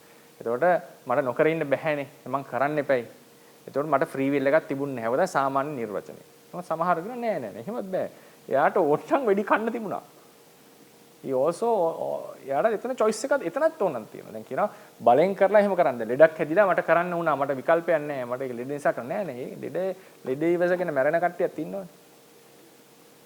ඒතකොට එතන තාම choice එක තියෙනවා. ඒතකොට choice එක කියන්නේ මොකක්ද? ඒ කියන්නේ සමහරට වෙලාවට හිතනවා බාහිර force එකක් නිසා මට කරන්න දෙයක් නැහැ. විකල්පයක් නැහැ. ඒ නිසායි මං කරේ කියලා අපි justify කරනවා. මට වෙඩි තියන්නවා. ඒක නිසා මං පැන්නේ කියලා. ඒතකොට නීතියෙන් නිදහස හම්බුනවා. නීතිමය ක්‍රම හැටි he didn't have a choice. හරි. කතාව හරි. නමුත් philosophically he choice නෙමෙයි. එයාට choice එකක් තිබුණා තාම. එයාට ඇයි වෙඩි කාලයක මේව කරේ නැත්තේ කියලා ප්‍රශ්නයක් අහනවා. මම මෙන්න තීරණයක් ගත්තා ඒ වෙලාවේ. ගොඩාක් සාධක තිබුණා අර පැත්තට. නමුත් ඒ වෙලාවේ තීරණයක් ගන්න පුළුවන්. ඉතින් ඒ නිසා මොන සාධක තිබුණත් අවසානයේ කිරීම සහ නොකිරීම අඩුම තරමේ කිරීම සහ නොකිරීම. අය අනිත් ඒවා ඔක්කොම දීග කතානේ වෙන්න පුළුවන්. probability මෙච්චර 0.1 0.5 එහෙම කරනවා. කිරීම සහ නොකිරීම කියන probability දෙක තියෙන්න ඕනේ නේද? අඩුම තරම හිතන්න පොඩ්ඩක් ඒක. කිරීම සහ නොකිරීම. මගේ අතින් පාපයක් වුණා. අපි කියයි ඉතින් ඒ වෙලාවේ තිබ්බ හැටියට මගේ අතින් වුණා කියලා. හැබැයි නොකර ඉන්න බැරි වුණාද මට? නොකින අවස්ථාවක් තිබුණ නැද්ද? ඒක 0ද නල්ද? ඉස්පිට නැද්ද? දැන් මගේ අතින් මම ඊළඟට කරන දේ නොකර ඉන්න පුළුවන්ද? කරන්න පුළුවන්ද? මේ දේශනාව මට නවත්තන්න පුළුවන්ද මේ මොහොතේ? දැන් ඇත්ති ප්‍රශ්න ටික අහනවා කියලා නැත්නම් මට කන්ටිනියු කරන්න පුළුවන්ද?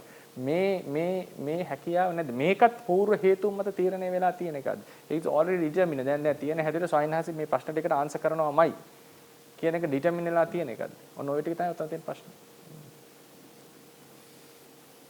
මොහොමඩුසේ අර දැන් මම ගැන ටිකක් හේවුවාම ඔක අපහු තීරණ ගැනීම හැකියාවක් තියෙනවා කියලා පේන දෙයක් තමයි ගාථාවක් මම ආයෙත් දන්නේ මම අර දුරංගම මේක සරන් ගාථාවේ සිත ගැනනේ කියන්නේ. ඒකේ අවසානයේ බුදුරජාණන් වහන්සේ කියනවානේ දුරංගමයි සරණ හොයාස. ये चित्ता සම්පි මොක්ඛාති මාර බන්ධනා කියලා මේ සිත ගමනය කරගත්ත නැත්නම් මාර බන්ධනේ මිදෙනවා කියලා. ඒකට කියන්නේ එතන අපිට තීරණයක් ගන්න පුළුවන් කියලා. ඒක තමයි මුළු බුද්ධ දේශනාව ඔහොමනේ. බුද්ධ දේශනාව මෙහෙමනේ.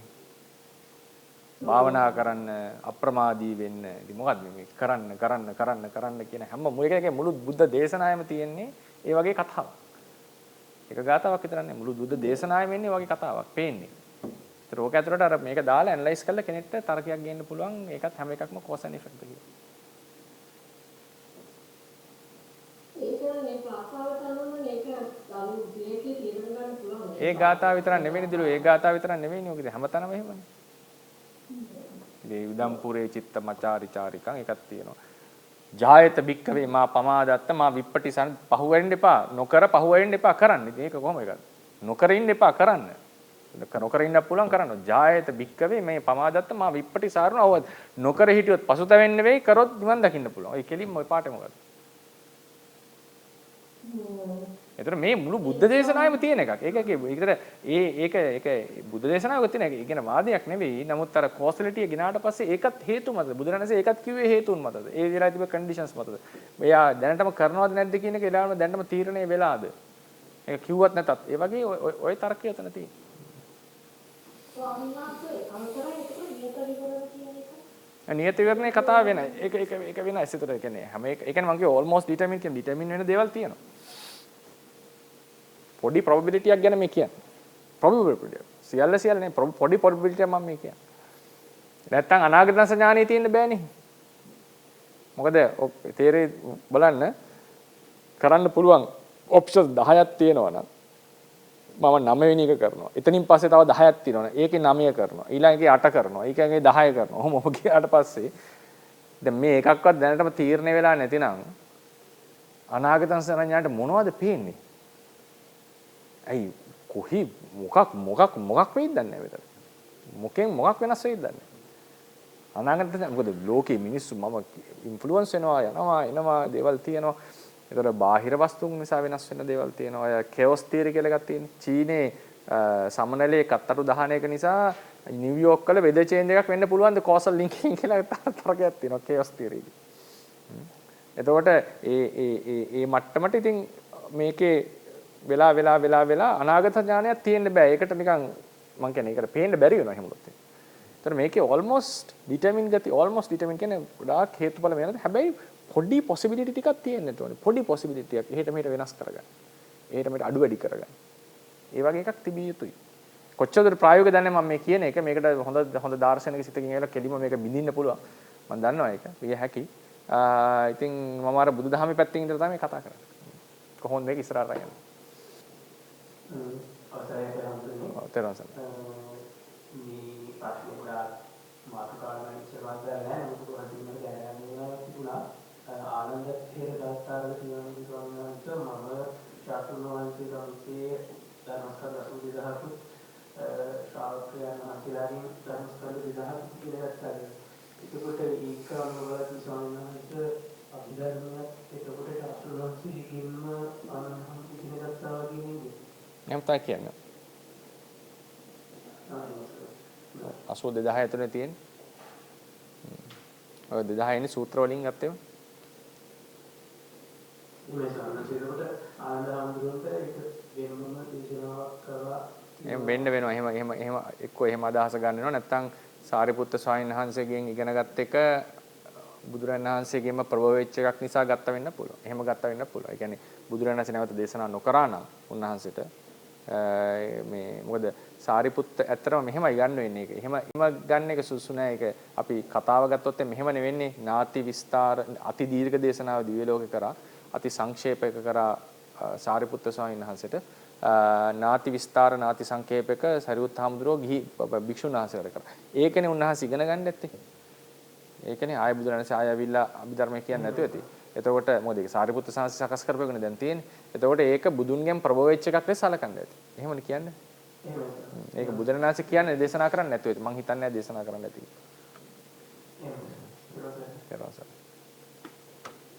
හොඳයි එහෙමනම්.